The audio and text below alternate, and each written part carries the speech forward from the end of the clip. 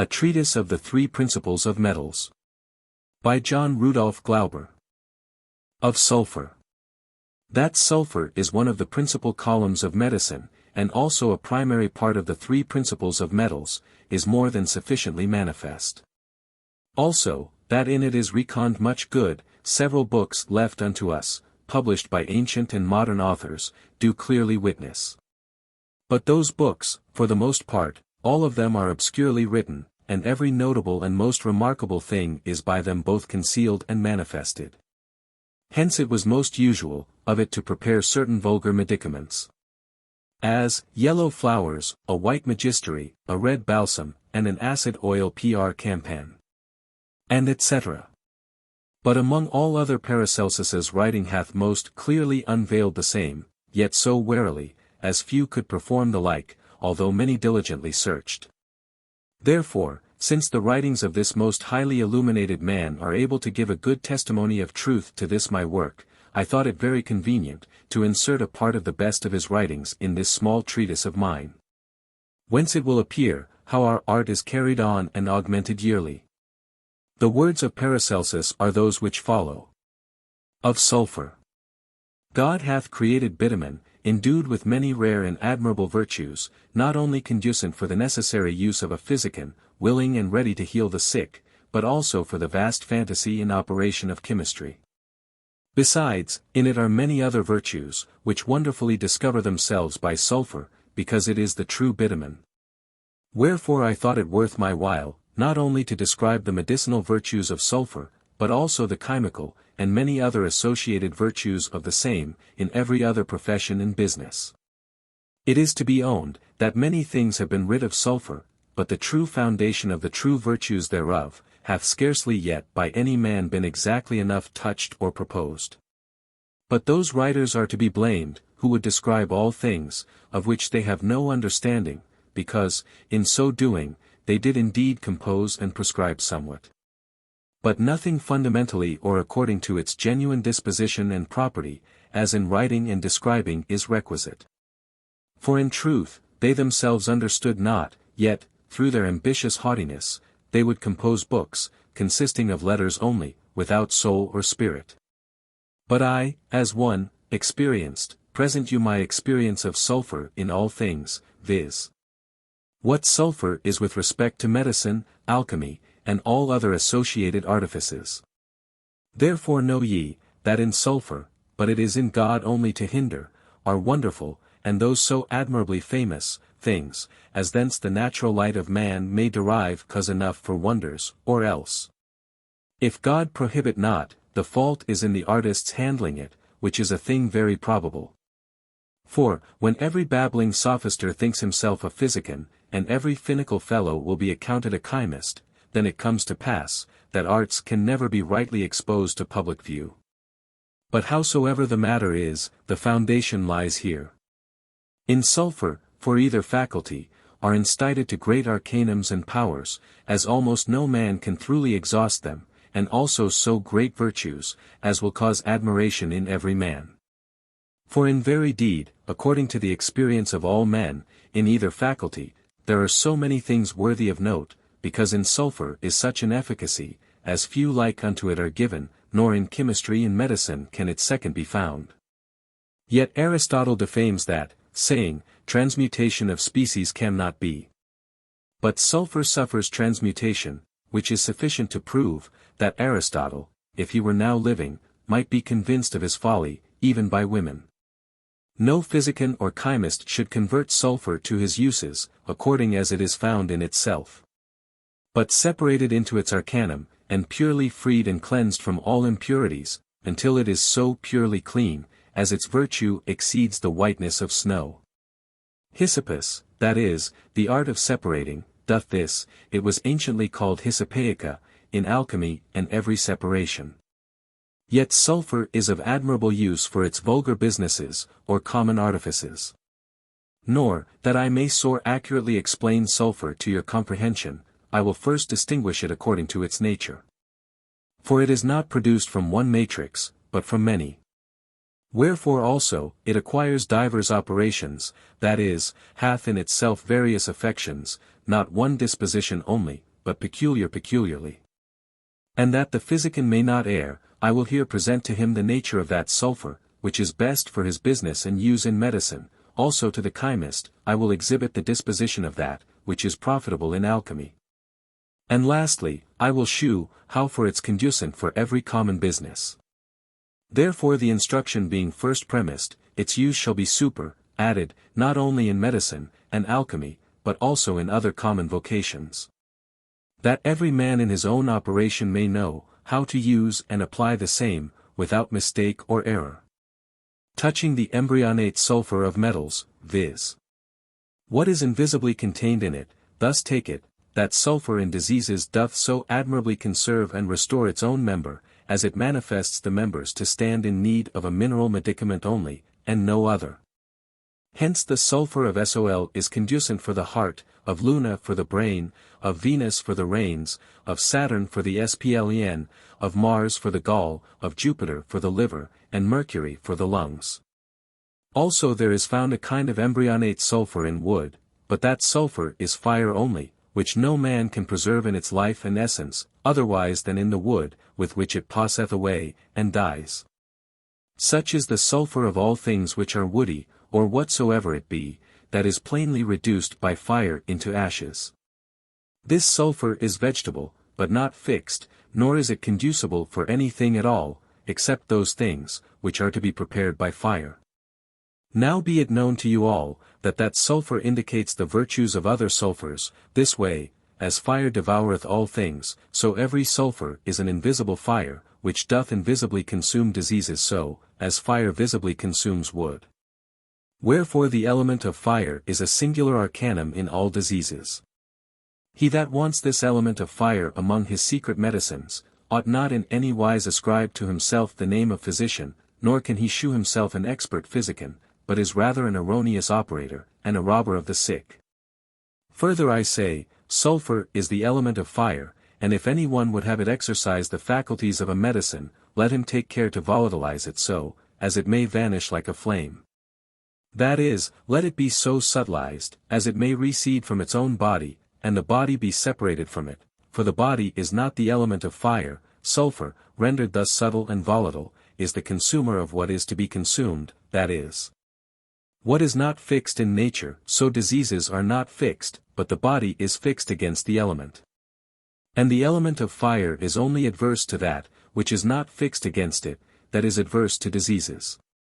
Now would pseudo-physicians so order the matter, as our philosophy might find place, and receive increase in the schools of physicians, the trifles and impertinencies of humorists, who grope in medicine as a blind man, that knows not which way he goes, being totally rejected. Many homicides, daily perpetrated by their rashness, would be prevented. In the meanwhile, since they are men of no conscience, what can you do, but leave them to their own perverseness?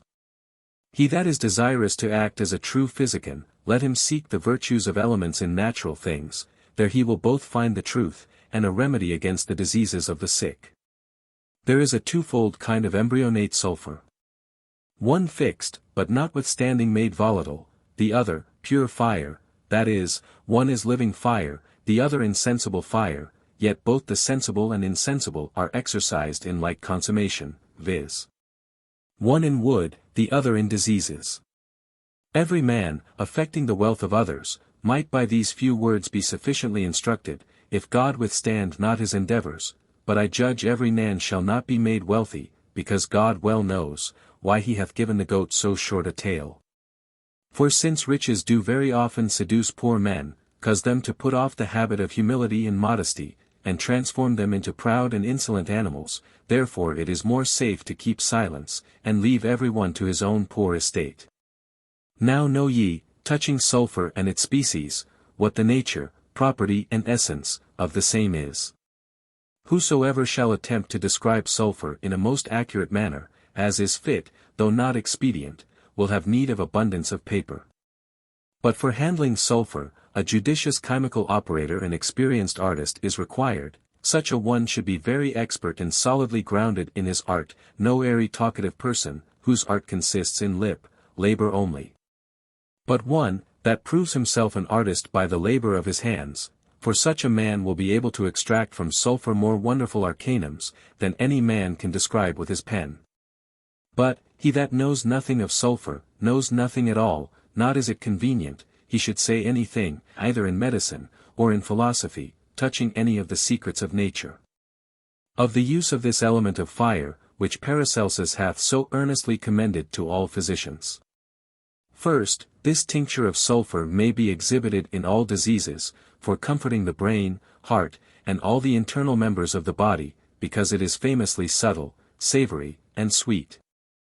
And is a medicine most excellent, especially in affects of the lungs. Also, it is the most penetrating of salutiferous balsams, for curing every body internally hurt, and for restoring all vitiated members to their pristine sanity. In so much, as, in this respect, you can scarcely find any other remedy, second to this in virtue. Therefore it may very well serve instead of aurum potable. But in fiery diseases, it must be warily administered, this essence of sulphur strengthens weak stomachs, and gets a good digestion. In a word, in all distempers whatsoever, except burning fevers, it may be safely used. Note: if any one shall extract a red tincture from fixed sulphur rubified, he will enjoy a most present remedy, not only for men, but also for some metals, namely, for tinging Luna and Mercury into Sol. This is that, which Paracelsus commended to all the rivals or sons of art so highly, that I thought I should do very well here to subjoin his own words, as they are written. Mortification of sulphur is made, when its combustible and fetid humidity is taken away from it, and the sulphur reduced to a fixed substance, which is done thus. Rx. Common yellow sulphur, which reduce to a fine powder, and from it 3 times abstract a most strong aqua fortis, then the sulphur remaining in the bottom, will be of a black color. This adulterate with sweet water, and so oft distill the water thence, as until the water come off wholly sweet, and smells not at all of sulphur. Then take that sulphur, and reverberate it in a close reverberatory, like antimony. In reverberating, it will shew itself, first, white, secondly, yellow, and thirdly, red, as cinnabar. Having brought it to this pass, thou mayst rejoice, for that is the beginning of thy riches.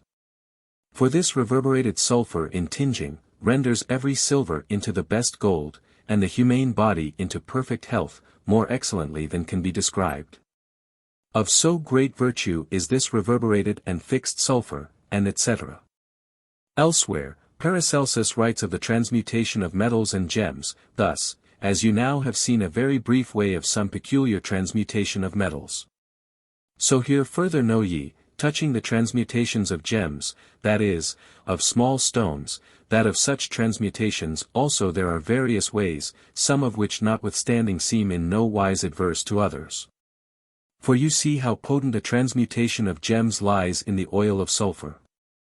Every crystal, that is left in that oil for some time, is tinged and transmuted, and may by graduation with distinct colors be so exalted, as to exceed a natural jacinth, granite, or ruby, and etc. Paracelsus here teacheth the fixation of sulphur, if a most sharp aqua fortis be several times abstracted from the same, reduced to a fine powder. But that way of proceeding will profit nothing, because the aqua fortis is not capable of any ingress into the sulphur, because that is first to be procured by salts, as we above taught.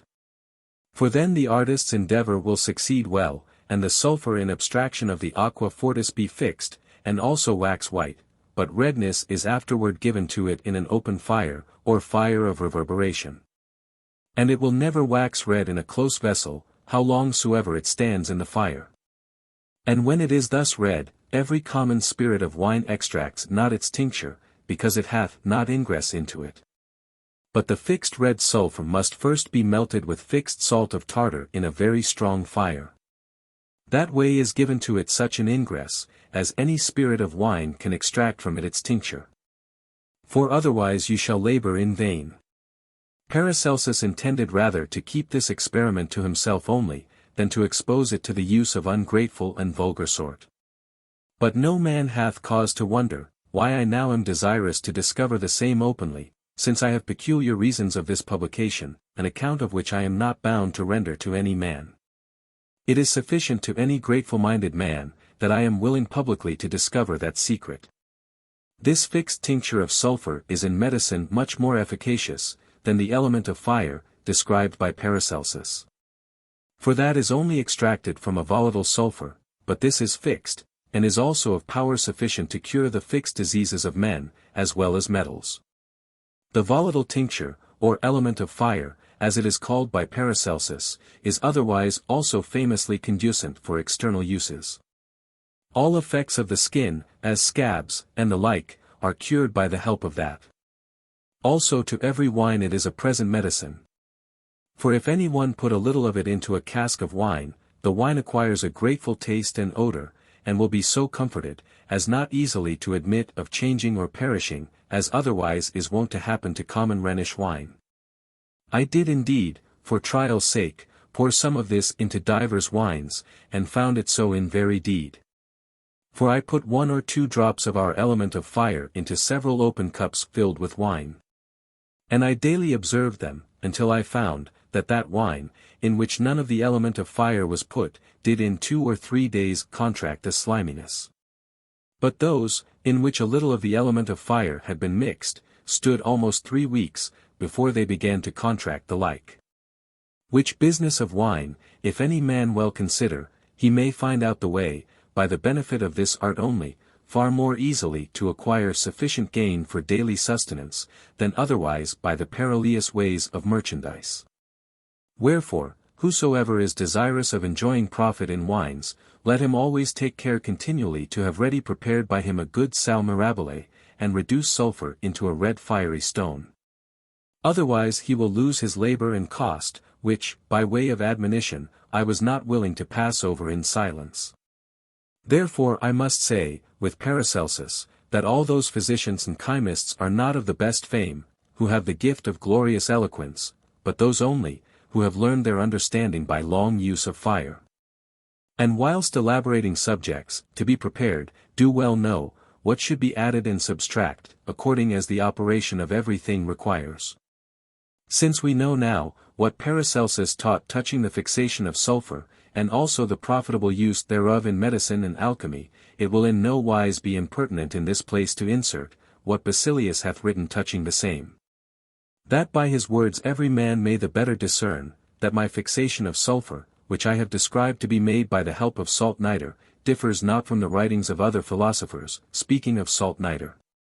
The aforesaid Basilius, who, in many places of his writings, mentioned the fixation of sulphur by help of salt nitre, but obscurely enough, among other things, thus writes.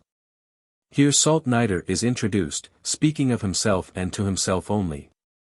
Sulphur indeed is my most mortal enemy, and he is also my best friend, for when we both are joined together in wedlock, and our marriage celebrated in hell, so, as we both sweat well together. Then we shall so put off all impurities from us, as in our dead bodies may be found the greatest treasures, and of us be progenited wealthy children, and deck. By which words, Basilius intimates, that salt nitre, by the contact of sulphur, is inflamed, and, as by an enemy, wholly burnt up and reduced to nothing, and therefore is accounted its greatest enemy.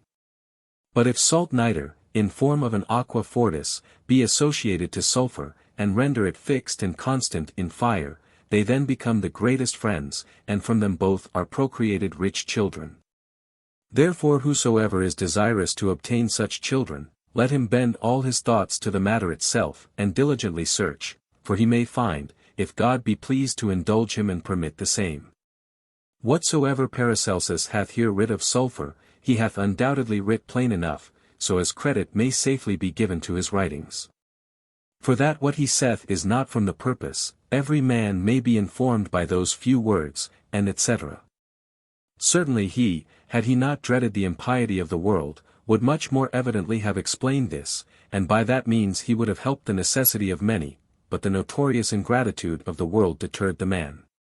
Also Paracelsus admirably discourseth of the element of fire, how excellent a medicine it is, as I myself have experienced, and shall further in time to come, if God permit.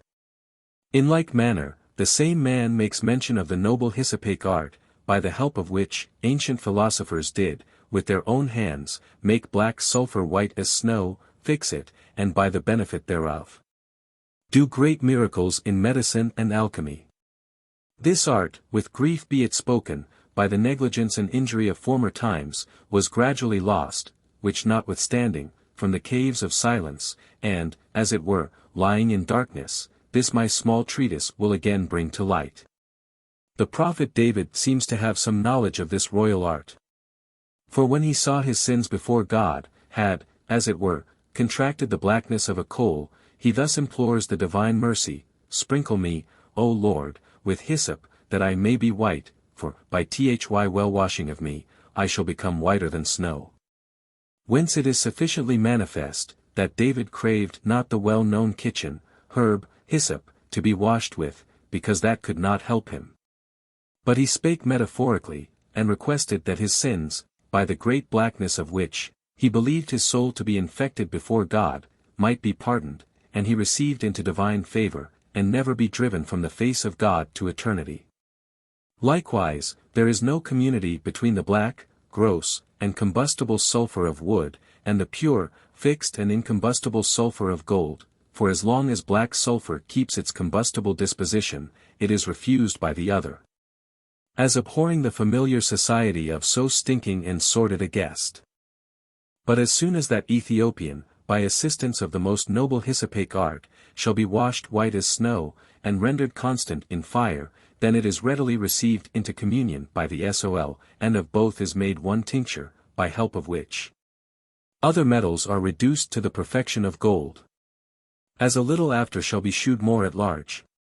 Yet I will first briefly note the difference of sulphur, according to my experience, which is indeed not very necessary, because Paracelsus hath done it. Nevertheless I am very willing to subjoin these few things. Ancient philosophers, as often as they in their writings treated of the original and beginning of metals, placed the foundation of their assertion in Dimag zero argion, viz. that he was the grand Father of all metals and minerals, who, dwelling in the center of the earth, was clothed with a bright red cloak. But properly, Demogorgon is the central fire continually burning, and a subtle spirit of sulphur, distilling itself through the passages of the earth. If this fiery spirit in its ascent finds a commodious cavern, or humid place, in which it may abide, it is immediately there coagulated into a mercurial water, and by the central fire's continual coction, in length of time, ripened into metals and minerals. But the ascending spirit of sulphur, which finds no seat for its abode, ascends higher and higher, until it comes to the superficies of the earth, into which, when moistened with rain, it thrusts itself. And from the ground grows upward into the air, in the form of vast bushes and trees, in which plants and green trees, is found such a sulphur as is in minerals. Yet this is not found so fixed, as that in metals, because all things in the bowels of the earth are generated according to the influence of the stars, and they're coagulated according to the nature of the place into these or those metals. Let him, who is desirous to be taught more at large touching these, consult those philosophers, by whom the same are plainly enough described. If the pleasure of operating induce any one to set about this work, he may make choice of the sulphur he judgeth most suitable to his intention.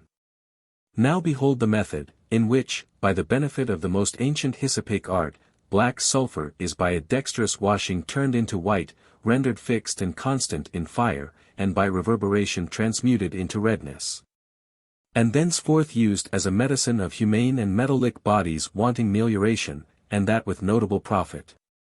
Here is presented, first, the method of washing black sulphur so, as it becomes very white.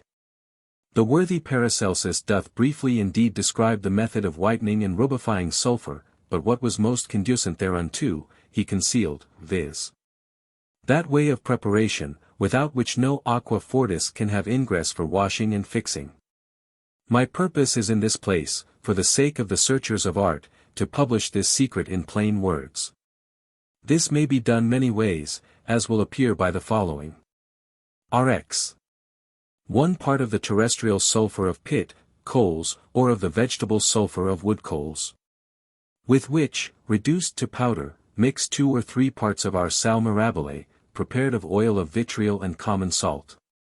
Which mixture put into a crucible, and set the crucible covered in a wind furnace for melting. There the sal mirabile, by its acrimony, preys upon the sulphur, and dissolves it, and thence makes a red stone, which, by pouring water on, you say dissolve, filtrate, and again coagulate, into a red salt or stone. And thus the sulphur, by help of the sal mirabile, through one only abstraction of a sharp aqua fortis, will be so habil, as it may easily be made white with washing, and also be fixed so, as to sustain the force of fire. According to this following process. Rx. Of this red sulphureous salt, pound J end upon it, in a strong body of glass, pour pound IIJ. Of most sharp aqua fortis, yet not all at once, but leisurely, and at times. Because the sal mirabile with the sulphur loseth its acidity, and becomes alkalisate, and therefore so inimical to the aqua fortis, as it impetuously resists the same. Therefore let him, that is ignorant of this, be very wary, lest all that is contained in the vessel fly away, or the glass, through too much beat, burst in sunder. For this cause, proceed leisurely, and operate according to the rules of art, that your endeavor may be fortunate. For, in a way contrary to this, you can find nothing, but damage and trouble. As often as you put in any aqua fortis, presently put on the head, because it will suddenly and hastily fume, and so cause damage, to prevent which, after I had sustained several losses, I at length, against such exhalations, found this remedy. In the top of the alembic I caused a small hole to be made, through which I put a little tunnel of glass, and luted it on. So soon as I had put the prepared sulphur into the body, and luted the head and receiver to it aptly, I through that little tunnel poured at one time 2 or 3 lotones, half ounces, of aqua fortis, and presently stopped the pipe with paper. Then immediately after great ebullition, by its own virtue, without any external fire, the subtle soul of sulphur ascended in a red form. Soon after, I poured on more aqua fortis, and left it to its own operation. This I did so long, and so often, as until I had put in pound IIJ of aqua fortis, upon pound J, of the prepared sulphur. When you have thus done, you say administer fire externally to your matter in the glass body placed in sand, for so the aqua fortis will the more virtually act upon the sulphur, and will all ascend red in color. But the sulphur will remain with the sal mirabile in the bottom of the vessel fixed, white, and able to sustain the force of fire so, as it seems almost incredible, that such a substance, easy to be inflamed and burnt, should in a few hours' space be exalted to so great fixation and constancy. The distillation ended, and glasses cooled, take up the body out of the sand, and thence take out the salt with the fixed sulphur, and to dissolve the sal mirabile from it, pour on as much common water as shall be sufficient. After extraction of the salt, the fixed white sulphur must be dried, and kept sufficiently hot in a crucible in an open fire, until the sulphur remains fixed, totally white and able to abide the examen of fire. Then is it fit to be reserved for such uses, as you shall learn by the following. Note, if the sal mirabile, together with the aqua fortis, shall be purified, then the fixed sulphur, after adulteration, will be white as snow. But on the contrary, if you do not well filtrate the sulphur with the sal mirabile, and also cleanse not the aqua fortis, the sulphur will not come forth of a snow-like color, as you may easily conjecture. Wherefore, whosoever would have a snow-like sulphur, he must warily proceed, and purely operate, in all parts of his work.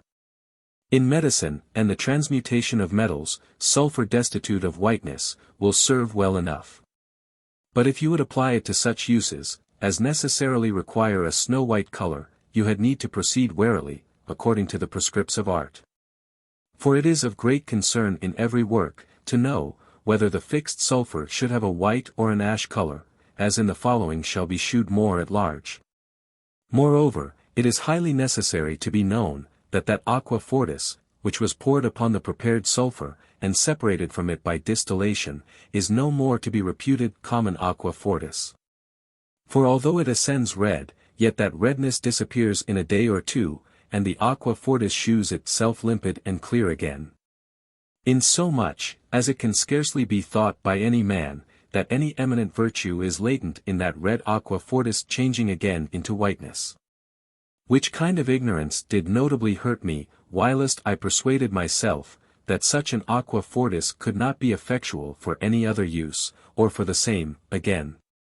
But afterward, when I was seized with a desire of searching, whence that redness should proceed, and why it again disappeared, I rectified a pound of such aqua fortis, in a clean glass body, to know, whether that redness would remain behind. And no other than the aqua fortis simple ascended.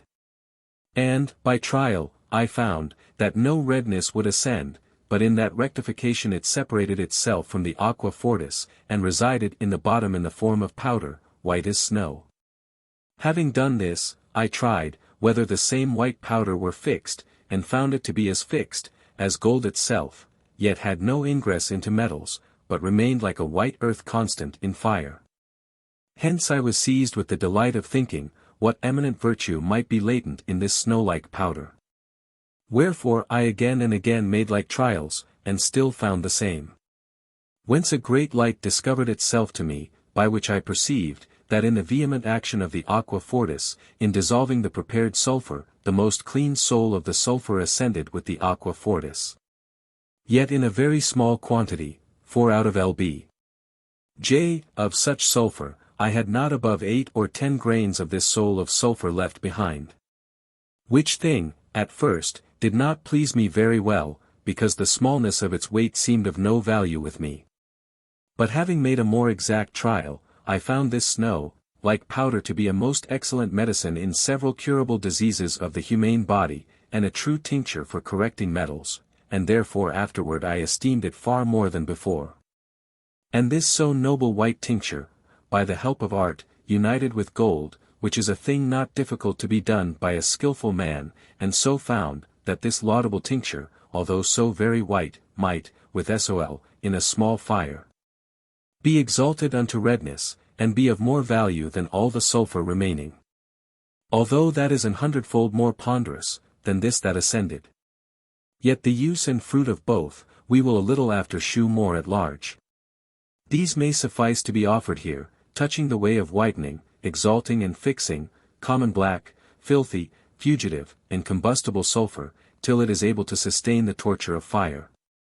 But before we proceed to the use of this whitened and fixed sulphur, we will here shew certain other ways of whitening and fixing every combustible sulphur. Another way of fixing sulphur. Rx. 1, 2, or 3 lb. Of common yellow sulphur reduced to powder. Upon this, in a glazed earthen pot, pour 4, 6, or 9 lb. Of a strong lixivium, made of lime or wood ashes, in which, you must so long boil the sulphur with continual stirring of it, as until the lixivium hath dissolved as much of the sulphur, as is possible. Then decant it off, and pour on fresh lx 1 vaum, that the same say also dissolve as much as it can, repeating the same labor till all the sulphur shall be dissolved. Which solution, if you filtre and coagulate into a red stone or salt, the sulphur will be so habile, as it may, by the kelp of aqua fortis, be washed and fixed. Another way of fixing sulphur. Dissolve sulphur in a lixivium, and put that solution in a glass body, upon which set an alembic, with an hole on the top to put a tunnel through, as before said, and adjoin and lute a receiver thereto. Then through the funnel pour in leisurely and by degrees so much oil of vitriol, as until the mortification of both is perceived, no more ebullition is caused, but all action upon each other ceaseth. This being done, administer fire by degrees, and a subtle spirit of vitriol will ascend, which performs wonders in medicine and alchemy, because it contains spiritual sol in itself, and may be very much subtilized by rectification. In taste, it differs little from the taste of spirit of urine.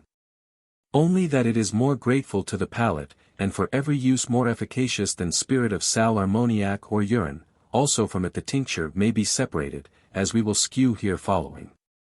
The salt, remaining in the bottom of the glass, must be taken out, and by fusion in a crucible turned into a red stone, which suffers itself, per se, to be fixed in the crucible in a short time.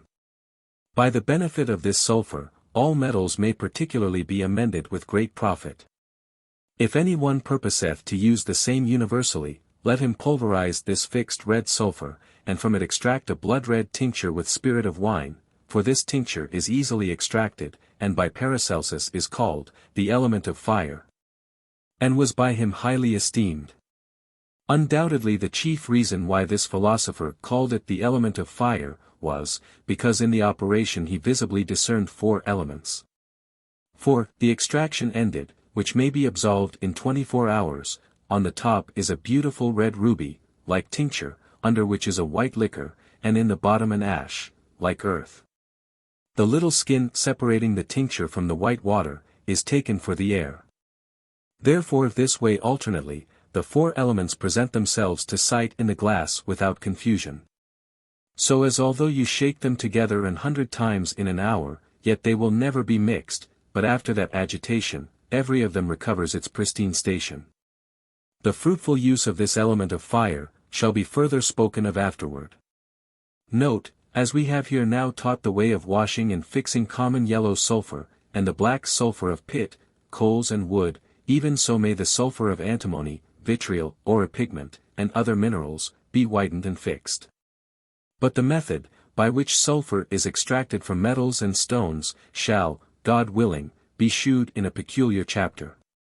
In the meanwhile, here is declared the use of our fixed sulphur, and, first, in medicine. First, this sulphur whitened by lotions and fixed, is a most excellent besortic, and such more safe in its use, than the oriental bior, which is sold indeed for a greater price, yet never discovers any visible and sensible effect. On the contrary, our bezoar deservedly is preferred before it, especially in the pestilence, and all other diseases, where sweating is needful.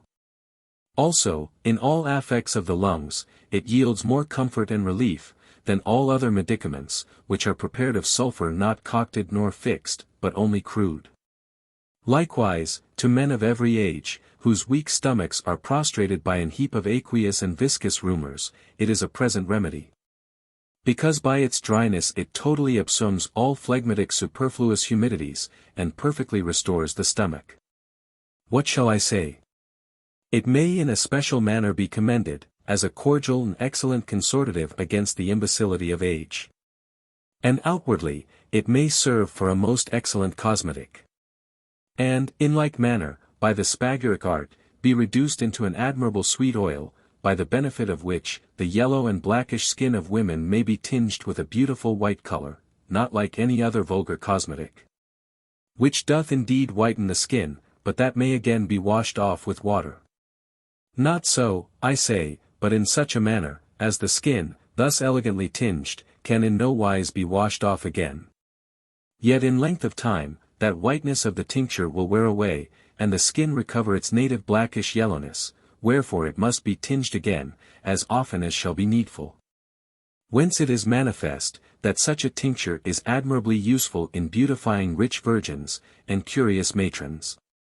Moreover, this oil of talc is efficaciously prevalent in curing such affects of the skin, as are called, impetygos, serpagos, and lehenes. Also scrofulous tumors rising about the nose, or in any part of the face, and proceeding from an inflammation of the liver. This oil takes away all such cutaneous vices, and beautifies and heals the deformed skin, restoring it to its native color. The use of the same in chemistry. Fixed sulphur, as well in the humid, as in the dry way, transmutes imperfect metals into Sol and Luna. Most readily Saturn and Venus, in the humid way, and most easily Mars and Jupiter, in the dry way.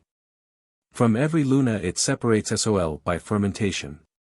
If it be added to prepared metals, the same metals distilled by retort give forth from themselves living mercury, which permits itself to be fixed with Sol into a tinging stone.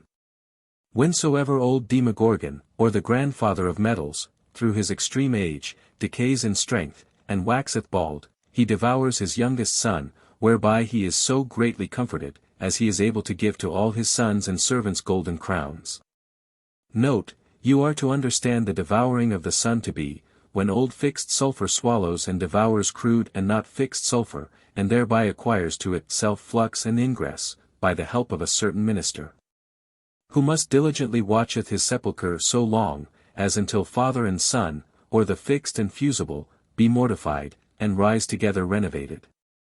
Also from our hoary-headed DEM0G0 Arjoan, of exact age, by the addition of other matters, is made a most white amusum, ammo, in the acquisition of which, goldsmiths do greatly delight, because they can adorn their artificers therewith. Behold, I present you the way of opening and constituting a perpetual metallurgy of Sol and Luna. We above taught, that sulphur, after it is washed into a snowy whiteness, and also so fixed, as it is able to sustain the examen of fire, was endued with power of amending all metals. For the whitened sulphur, by gradation, turns them into Luna, and the rubified into Sol. But here a great obstacle is wont to intervene, so as this work of so great profit, cannot easily obtain its effect, answerable to the wish of every operating chymist, viz. Because by fixation the sulphur is so totally depraved of its fatness, penetrating power, and easy flux, as it degenerates, as it were, into a dead earth, which, per se, alone loves not to enter into any metal, but chooseth first to have ingress duly prepared for it by the help of other fusibles, such are vulgar, immature, and combustible sulphur, or antimony, which do indeed penetrate the dead sulphur, and render it so fusible, as it is capable of ingress into metals. But since such combustible sulphur of antimony, is so very noxious to metals, as it makes them black, volatile, and brittle, and so commonly doth as much hurt as good. Therefore we, not approving of such an ingress, endeavour to find out a better. Indeed, although every sulphur may another way be so fixed, and rubified, without the help of aqua fortis, as to retain its own ingress. Yet such a fixation, though easily done, and requires little charge, cannot be complete without a very long time. I intend to describe this way of fixing. But first shall be shewed the method of procuring a safe ingress to this fixed sulphur by a whitening aqua fortis.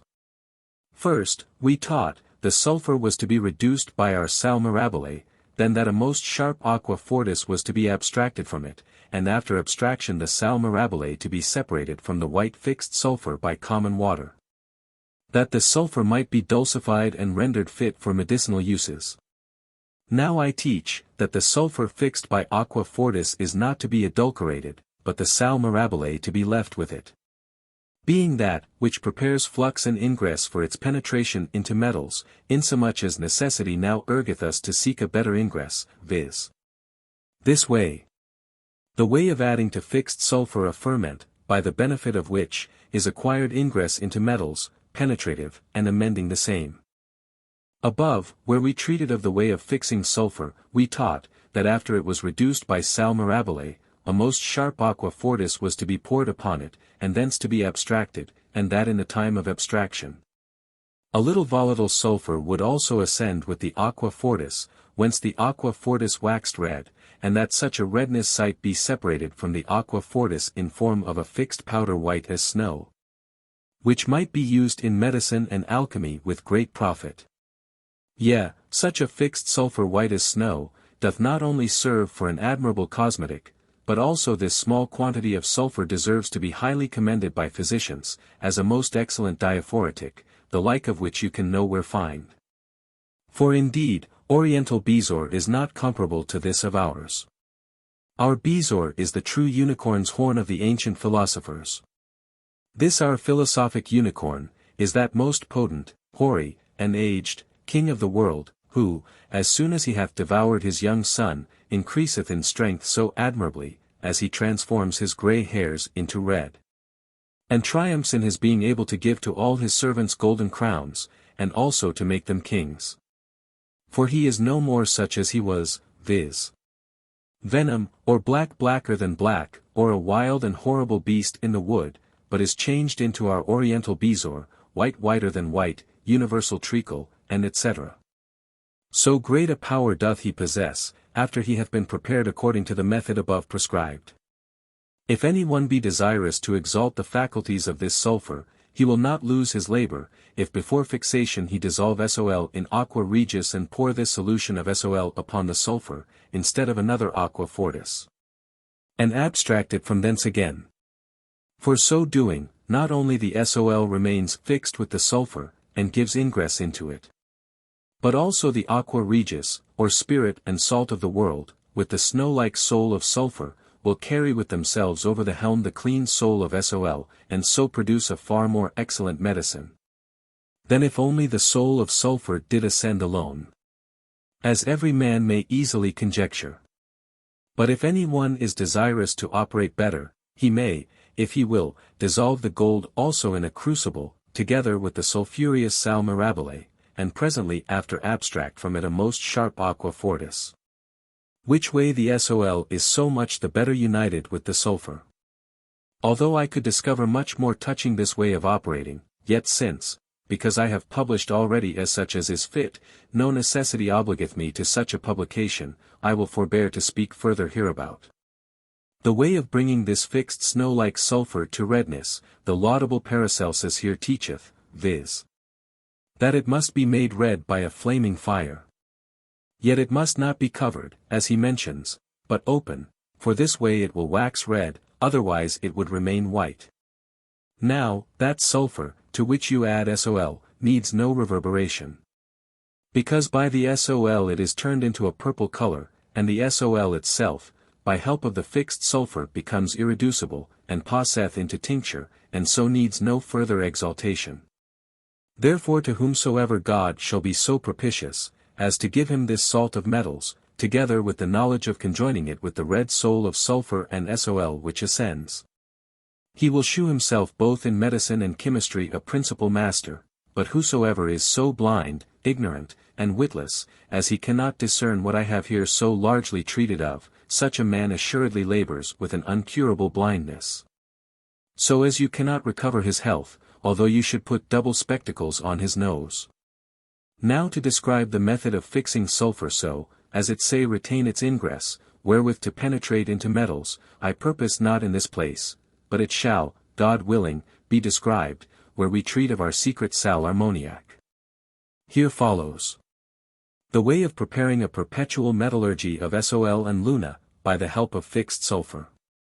Let the benevolent reader know, I do not affirm, that all whatsoever I shall here write touching the perpetual metallurgy, I myself have tried, or took care to see elaborated.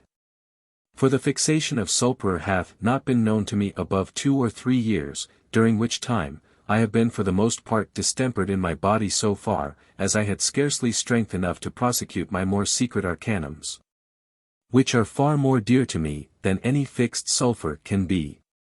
Yet, in the meanwhile, I could not choose but employ my thoughts upon such a method, which being found, any one might, by the help of fixed sulphur, reap a gainful crop of fruit from the transmutation of metals.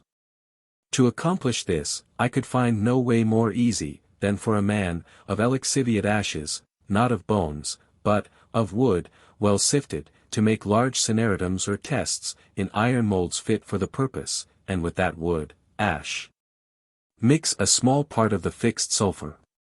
And then take care to cupellate silver mixed with copper, with the due addition of lead, according to the common method of art, upon such tests. For thus, the Luna will be purified and the copper and lead pass into the test, as is otherwise wont to happen in all other purifyings of silver. These tests, which you may keep by you, until you have a sufficient quantity, in the usual manner put into a melting furnace, that in a strong fire the Venus and Saturn, which passing into the test, may unite with the fixed sulphur. And so attract it to themselves, as they say come forth impregnated with Luna and Sol. Now if this coppery Saturn be cupellated on such a test prepared with sulphur, the Sol and Luna will remain upon the test, and the Saturn and Venus, as happened before, will pass into the test. And if you again proceed with them as before, infallibly, by such a way of cupellating, you will, with the help of fixed sulphur, from Saturn and Venus acquire gradually a quantity of Sol and Luna not to be contemned. By this way of operating, in all those regions, where coals are cheap, a man may get a competent livelihood. For although in cupellating there is some loss of the Saturn and Venus, they turning into scorias, yet this small loss, in these poor metals, is nothing, in comparison of the great gain, which may be expected from the more rich. I reckon, this operation of cupellating costs no more than the price of the coals. For the damage made in Saturn and Venus is richly recompensed by the Sol and Luna acquired. I was willing to communicate this to the lovers of art. Therefore, if there be any curious refiners, to whom this process is pleasing, let them put it to the trial. If they will not, 'tis all one to me, for I will make no trial in such works, as require a man strong and patent to the labor in the fire. In the meanwhile, I doubt not, but there will be some, who will amply increase their fortunes thereby.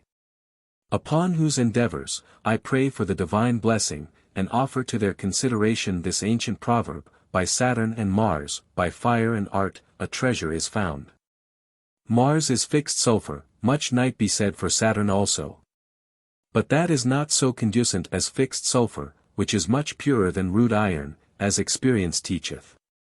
Touching the further use of fixed sulphur in the emendation of metals, and that in an humid way, by fixing and graduating aqua fortises, the acrimony or corrosive power of which is first so broken by the help of fixed sulphur.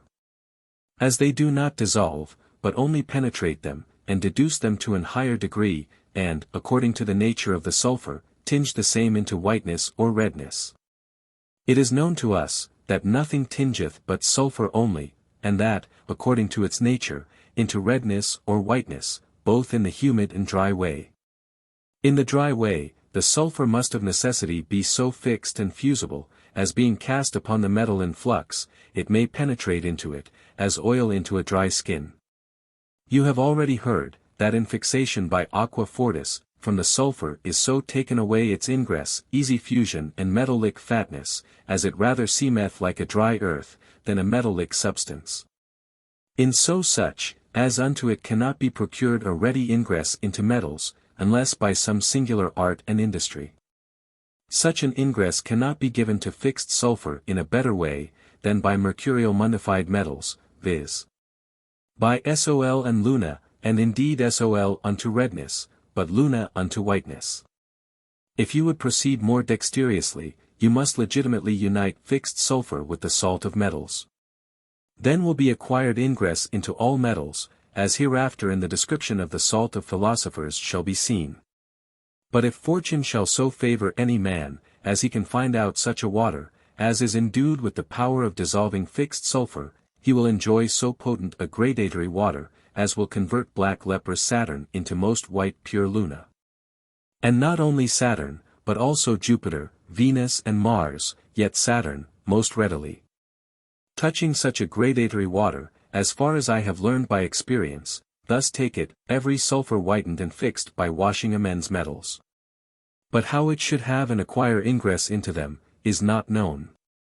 Therefore, as it is the part of art and industry to procure to fixed sulphur a dry ingress, so also it is no less the work of art and industry to convert fixed sulphur into a water, by which, vile metals may be exalted to a more excellent degree of gold and silver. Therefore, let him, who intends to convert fixed sulphur into water, observe, that this water must not be so strong as to dissolve metals, but favor only of so much acrimony as will be sufficient to penetrate them. And deduce sulphur into an humid form, viz. such as it is tinged with either white or red, according as the gradatory water shall be made either of red or white sulphur. Whosoever well understands how to change fixed sulphur into water, unto him will be opened a compendious way of graduating vile metals into Sol and Luna. Which operation is, of all, the most commodious for Saturn, because aqua fortis more readily preys upon, and dissolves other metals than Saturn. For it is prejudicial to dissolve any, because in graduation metals are not to be dissolved, but only to be penetrated, with conservation of their forms, as they were put in, and, without any diminution, to be transmuted into better metals. Which in Saturn is most easy to be done. Yet any aqua fortis, although you add to it thrice so much common water, will prey upon and dissolve Saturn, Jupiter, Venus, and Mars, which is a thing to be studiously avoided. Into the aforesaid gradatory water, in which the fixed sulphur is, cast a little common salt, then the aqua fortis becomes an enemy to the lead, and assaults it, but indeed only to penetrate. Not to dissolve the same, and to introduce the fixed sulphur. After the lead hath lain in such water about 14 days, it will swell and wax white, leaving one half of itself upon the cupel. But the longer it shall lie in the gradatory water, so such the more amended will it be. If fixed sulphur could as easily be turned into gradatory waters, the same may easily be fixed. Assuredly in the whole world there would be no one particular more desirable than this, by the help of which, great riches might be acquired. For this same graduation requires almost no trouble or labor, more than putting filed or rasped lead for some time into the gradatory water, and after gradation, to take it out and cupellate it. Being such a kind of work, as by chymists is accounted a childish labor. But to know and be able to convert fixed sulphur into a gradatory water, is the principal artifice. And to participate of that, all diligence must be used by him, whosoever he be, that is desirous to reap pleasant and profitable fruits from chemistry. What do you desire? All things needful to be spoken, cannot clearly be explained with a pen. Yet if any one shall acquire the salt of metals, he may easily so far introduce fixed sulphur into metals by that, as they shall be amended thereby. Hitherto I have plainly enough described the fixation of sulphur, and prolixly demonstrated, how ingress may be procured to it, as well by the humid, as by the dry way. Wherefore, whosoever shall think himself concerned herein, let him follow these prescripts, until he find so much good, as the favor of God will grant to him. For the all of our hope depends on the blessing of God. In the meanwhile, I am not willing to conceal from the searcher of art, this one only artificial manual compendium, of converting sulphur easily into a gradatory water. We above said, aqua fortis could find no ingress for itself to the fixing of sulphur, before it was procured to it by the help of sal mirabile. Therefore, since the way of preparing sal mirabile is various, and one salt is always more constant than another, great caution must be used, that the sulphur be so handled and accommodated, as it may be suddenly dissolved by the sharp aqua fortis, and so not be precipitated into a white powder. For if this be not done, it will indeed be fixed by the aqua fortis but become very difficult to dissolve. If it be well dissolved the first time, after fixation it will be easily dissolved. Which is a thing worthy and profitable to be observed, for the whole hinge of art consists here. Therefore, if any one be well skilled in spagyric labors of fire, he will easily bring this prescript to a good effect. But if he be not such, he will labor in vain, and lose his charges, and that not without the good pleasure of God, who wills not, that every man should be made rich.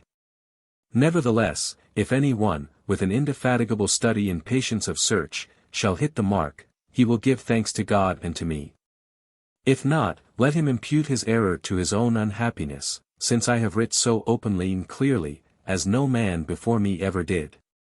My purpose is in this place to discover one most excellent secret, by the benefit of which, fixed sulphur may easily be changed into a gradatory water, and that the following way.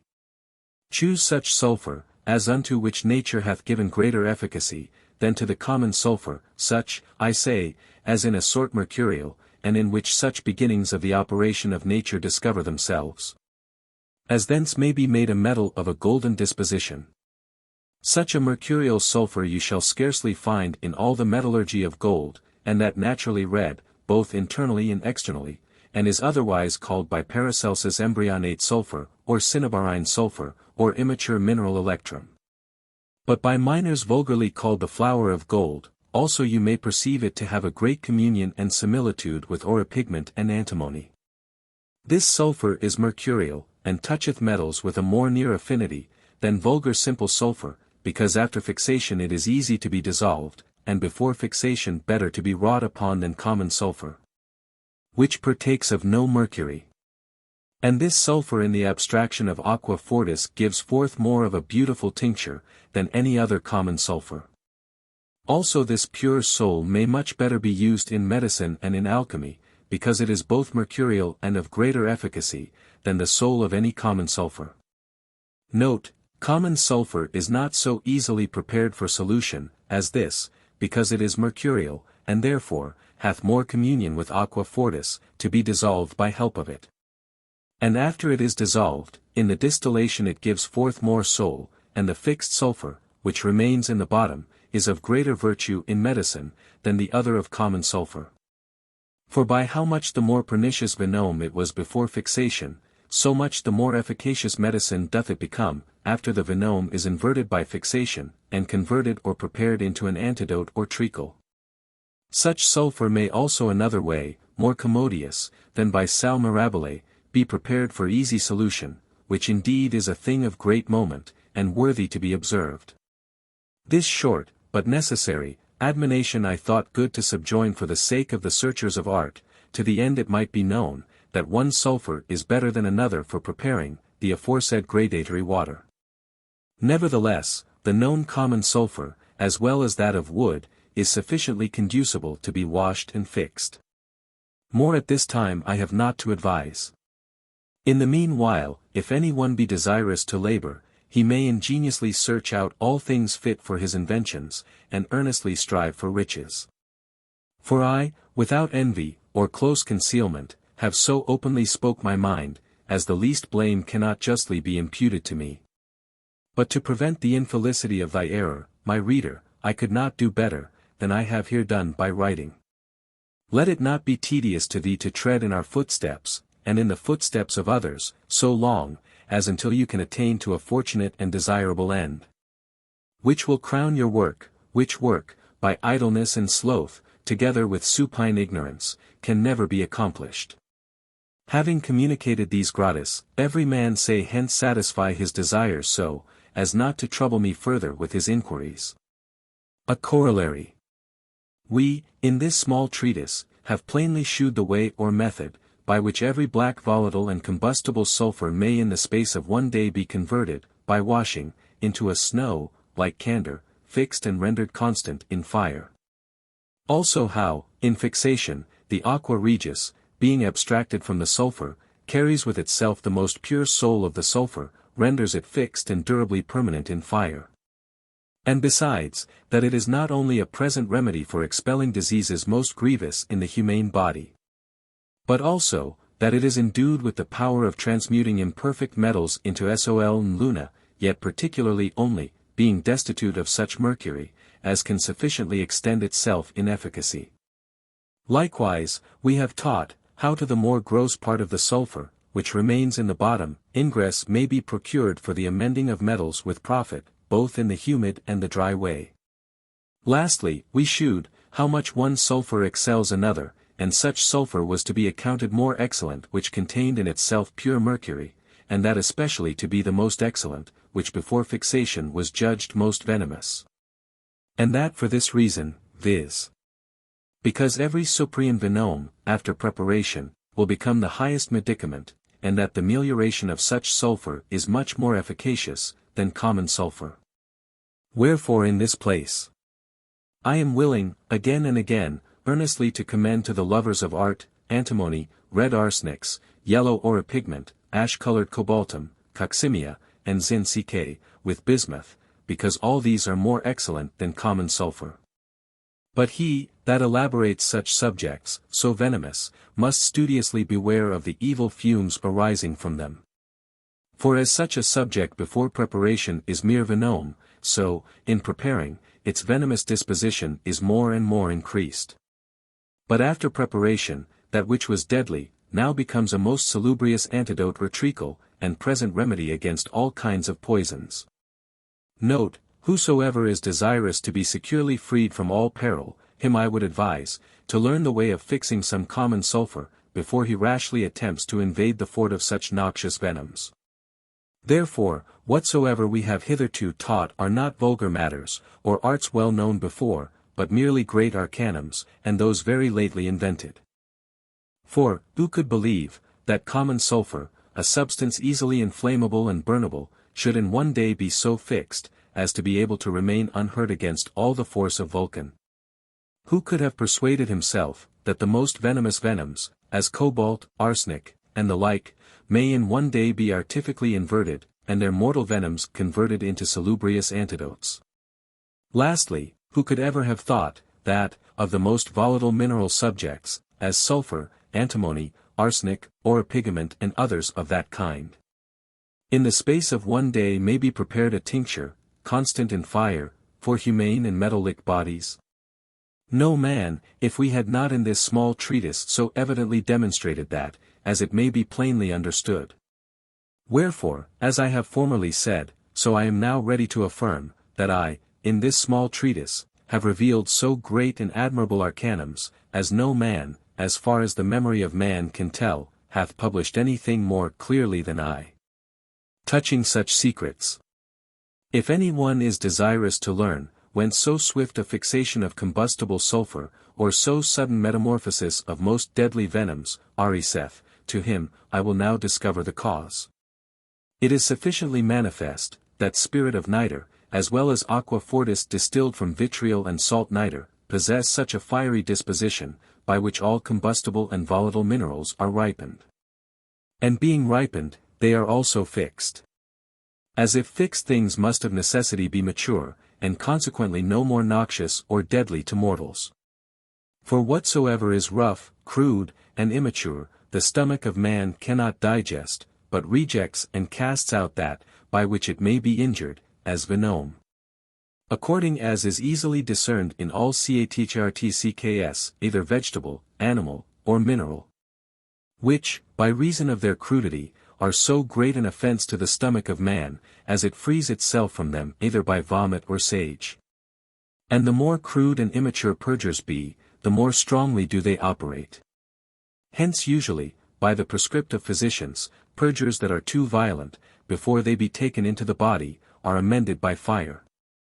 As for example, squalls and diagridium, which too vehemently purge, are covered over with dough and baked in an oven, for correcting the excessive purging property in them, that they may cause evacuations sore moderate and sore safe.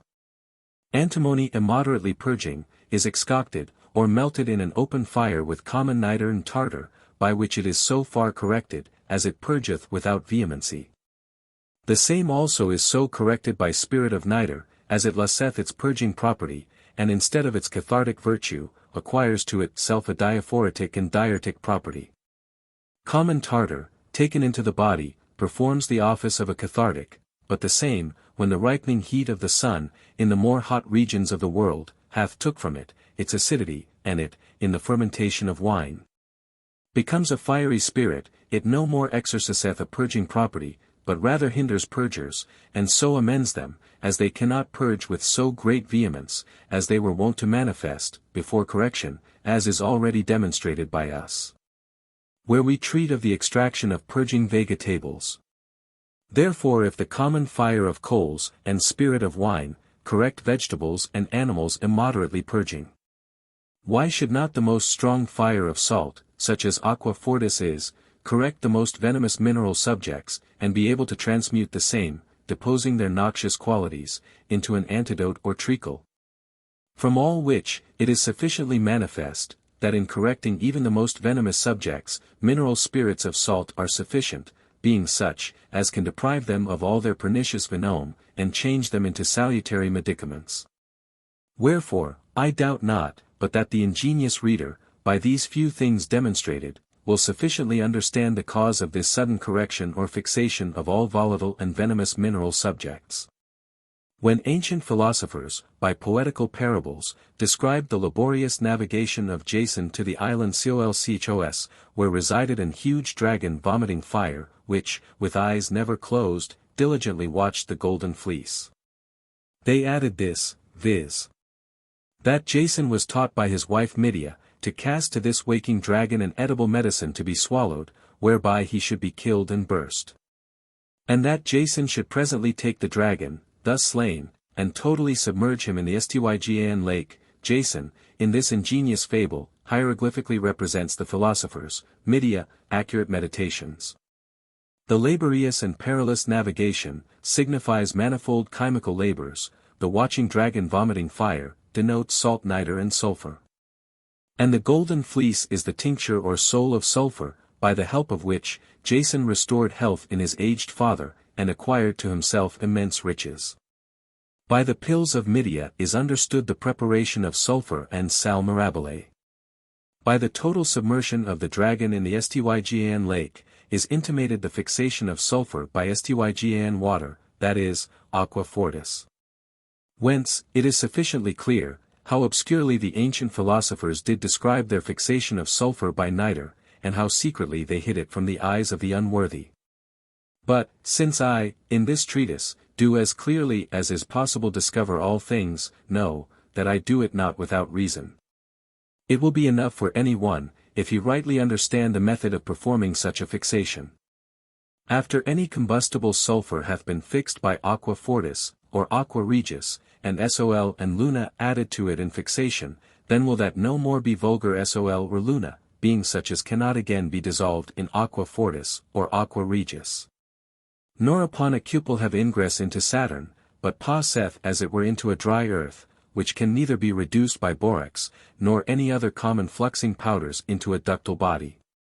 If any one be desirous to know this by experience, let him dissolve 1 ounce of sol in aqua regis, and pour this solution upon a pound of aqua regis, and also put this aqua regis upon 4 ounces of butter of antimony. And abstract the aqua regis thence, then he will find, that gold, which was in the aqua regis, to have mixed itself radically with the sulphur and mercury of antimony becomes fixed and irreducible, but it also renders the gold so irreducible, as thenceforth it can no more be separated from the antimony, but remains adhering to it in every examen, and can only be subdued by our secret salt of metals, volatilized or rendered fusel, and so be introduced into other metals for their amendment. Therefore, if such a destruction of sol can be made by antimony, less than the half of which is sulphur, but the greatest part mercury, how should the same not be better performed by common sulphur, which is void of all mercury? I, in all those places where I have taught the fixation of sulphur, did always advise, that aqua regis to be carefully kept, which was abstracted from the sulphur, but especially what contained gold. Because together with the aqua fortis, the most pure soul of gold and sulphur ascends, and is as much fixed, I might say more, as that which remains in the bottom. Wherefore, if what I have here imparted be observed by any reader, or by none, it shall not trouble me, but I shall remain well contented, that I have done my part and performed so much, as no man before me ever did. Because I have openly taught the method of extracting in a few hours, by the help of distillation, from sol and sulphur, or from sol and antimony, a fixed tincture. And these I do willingly communicate to the searchers of art. Some write, that Miriam the prophetess, and sister of Moses, knew the art of elaborating the tincture in 3 days, which seems incredible to many skillful writers. But what will envious persons judge, when they shall hear, that Glauber, by a public writing, without any manner of concealment, hath taught the method of extracting a fixed tincture out of sol and antimony, fit to expel all desperate diseases out of the humane body, and this work to be complete in 1 day? Undoubtedly they will exclaim and say, all are lies, and such things are impossible to be done. The ignorance and wickedness of these men were much more tolerable, if, to their calumnies, they should also add, our ignorant brains persuade amiss. For did they rightly know themselves, they never would so basely condemn and reprove the experience of others. But what shall I write against such? Nothing, but the old proverb, effeminate men, effeminate words. According to the verse, each bird so sings, as formed in his bill. And such as is the man, so speak he will. Indeed, I would willingly have published more examples, of the method of swiftly fixing sulphur, but I am kept back by very weighty reasons. Yet I cannot choose, but commemorate these few things thereabout, viz. That every sulphur, without the help of external fire, by a secret invisible fire only, which is added to the combustible sulphur, and left with it for a small space of time, in a cold place, becomes as white and fixed, sustaining all force of fire. As well as that fixation, which is made by aqua fortis, or his abstraction from the sulphur. Wherefore this cold fixation of sulphur, by our secret cold, and humid fire, because it needs no common fire, no body, and head, no retort with its receiver, and the like, is to be preferred before the other fixation by aqua fortis. Therefore for this, we give immortal praises and thanks to the most wise God. If any reader thinks, I have been too brief, or too obscure in this treatise, he may more amply satisfy his desires from the 2 following tracts, where we treat of the mercury and salt of philosophers. Whereunto we refer every one, that is a studious inquisitor of art. How do you find this book? Any thoughts about the book or the author? Any suggestion for improvement? Please take a moment to share your thoughts in a comment. If you like it, share it with your friends who might enjoy it as well. Subscribe to keep in touch. Visit CompleteAudiobooks.com for more quality content. Of Mercury. Mercury may easily be extracted not only from all metals and minerals, but also from animals, and vegetable subjects, and of the same, by the help of gold, be prepared a true tincture for all the three kingdoms. We, from the consent of all true philosophers, do certainly know, that mercury is the most pure part of the three principles of metals, and therefore doth spontaneously adhere to most pure metals, and always embrasseth them with greater affection than the impure metals. As for example, Mercury most willingly adheres to its own like Mercury, next to Sol, then to Luna, afterwards to Jupiter, and Saturn, but to Mars most unwillingly, only because it chooseth rather to mix itself with its like, than with its unlike. For it is wholly homogeneal, void of all heterogeneal parts, such also are Sol and Luna. The greatest part of all other metals is heterogeneal, although there is found no imperfect metal, which hath not in itself some part homogeneal. Yet so, as the metal participates more of the one, than of the other, according to the writings of philosophers. Wherefore, a true philosopher will scarcely affirm, that, by the benefit of the tincture, the whole body of imperfect metals can be transmuted into Sol or Luna, since so great virtue is not insight, even in the philosopher's stone itself. For the immature, foul, stinking, combustible and superfluous sulphur of Jupiter, Mars or Venus, cannot, in so short time, as projection is wont to be made in, be converted into Sol. Although you cast in more than enough of the tincture, but as much as the metal hath of homogeneity, that is, of mercury, in itself, so much only is tinged and fixed into gold, the residue not so. Because the stone separates the heterogeneal parts, that is, the superfluous sulphur burning itself, in the form of scoria, from the mercury, which it only tingeth into gold, because it hath no communion with those heterogeneities. As I have daily found, and in the following part, where we treat of the salt of philosophers, I purpose to demonstrate more at large. Now let us see the method, by which metallic mercury may with little labor be extracted, not only from metals and minerals, but also from all animals and vegetables. I said, with little labor, in respect of experienced men. For in respect of the unskilful, it is not a work of small labor. But in the memory of all ages it hath been accounted, by all the most experienced lovers of our art, the secret of secrets, and the nearest way to come to the attainment of the true universal medicine. Nor will it ever be of less esteem, since in the whole nature of things, a more pure matter cannot be found, whereof to make the stone of philosophers, than this only mercury of metals. In the meanwhile, it is easy to judge, that the mercuries of metals differ in themselves notably, and that one of them is better, and more conducible than another, for preparing thence a tincture for humane and metalline bodies. For one is always better in color and tincture than another. Indeed, by the external face, almost no man is able certainly to know, from what metal or mineral the best mercury may be had, yet according to the general opinion of philosophers, the most excellent mercury is wont to be prepared of the vitriol of Mars and Venus, because these two metals do most abound with tinctures. I being taught by experience, am assured, that out of black ash-colored Saturn may be acquired a mercury, as excellently tinged, as from both those red metals, Mars and Venus. Yet in the meanwhile I do not deny, that the mercury of Mars and Venus, is impregnated with sulphur, tinging in the highest degree, as ancient philosophers, in these few words, have compendiously expressed. Vitriolum. Visitaris interiora terrae, rectificandi invenis occultum lapidem, verum medicinum. By which words, or vitriol, is expressed, which process is no other, than a solution of Mars and Venus prepared by the labor of nature.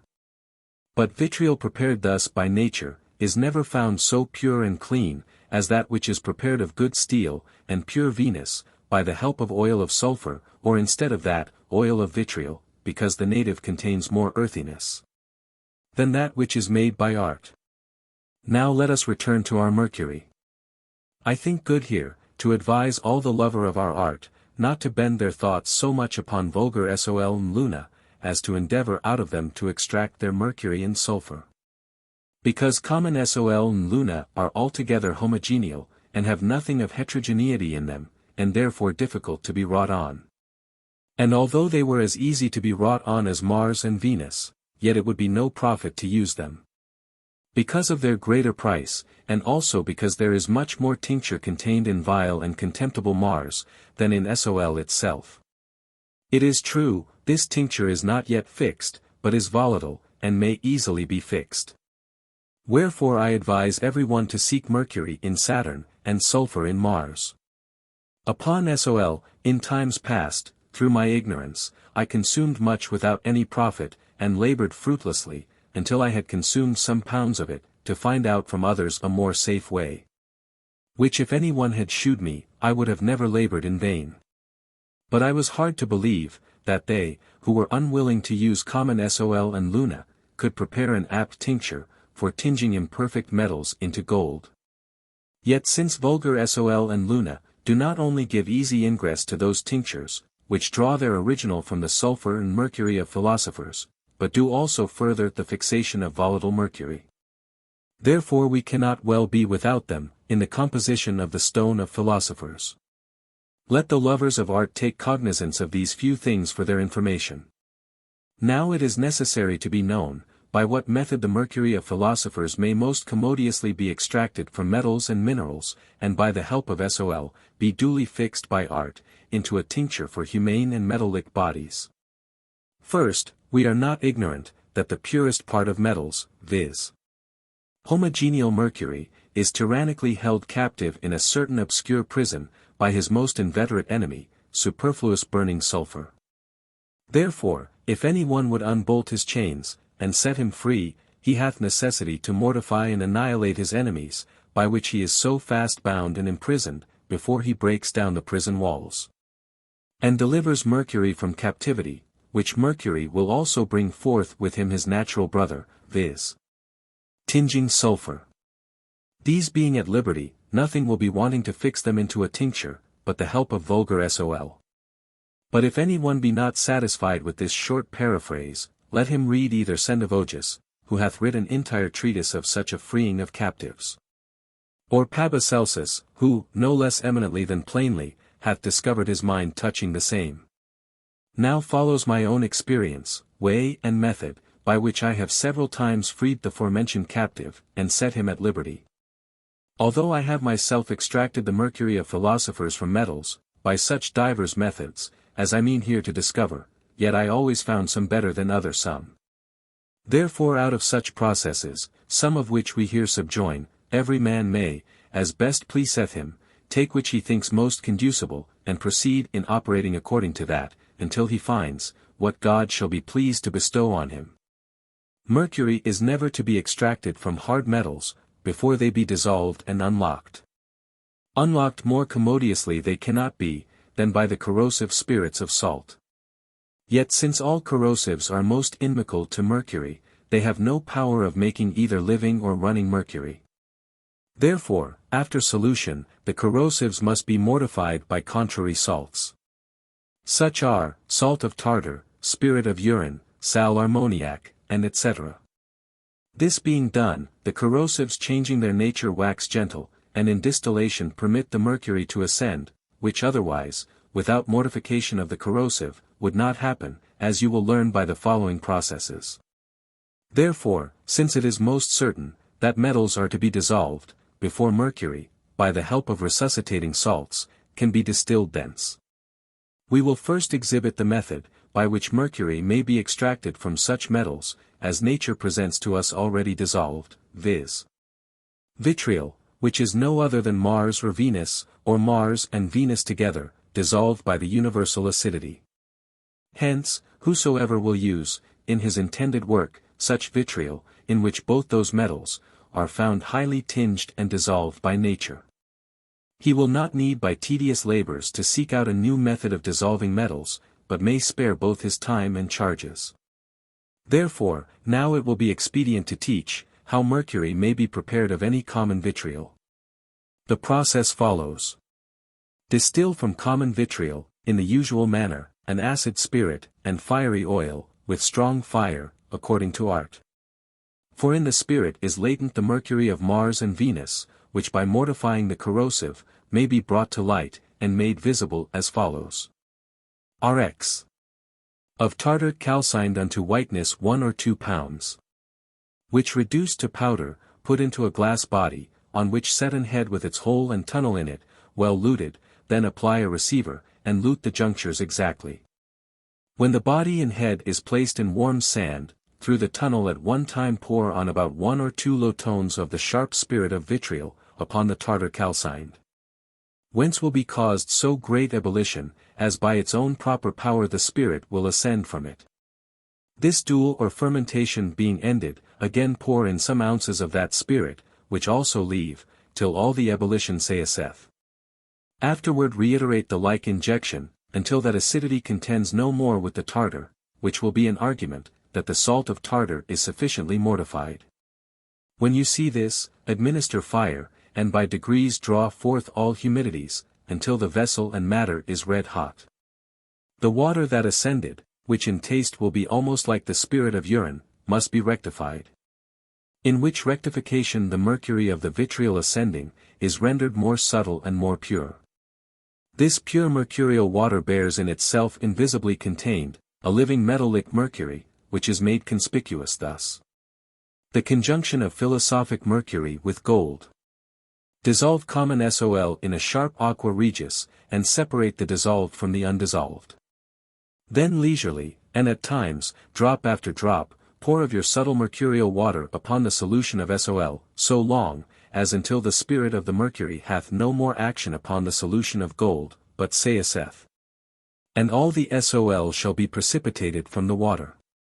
In which precipitation, the Sol attracts to itself the mercury of the vitriol, from the mercurial water, in such a manner, as it settles to the bottom of the vessel, in the form of slime, or a yellow powder.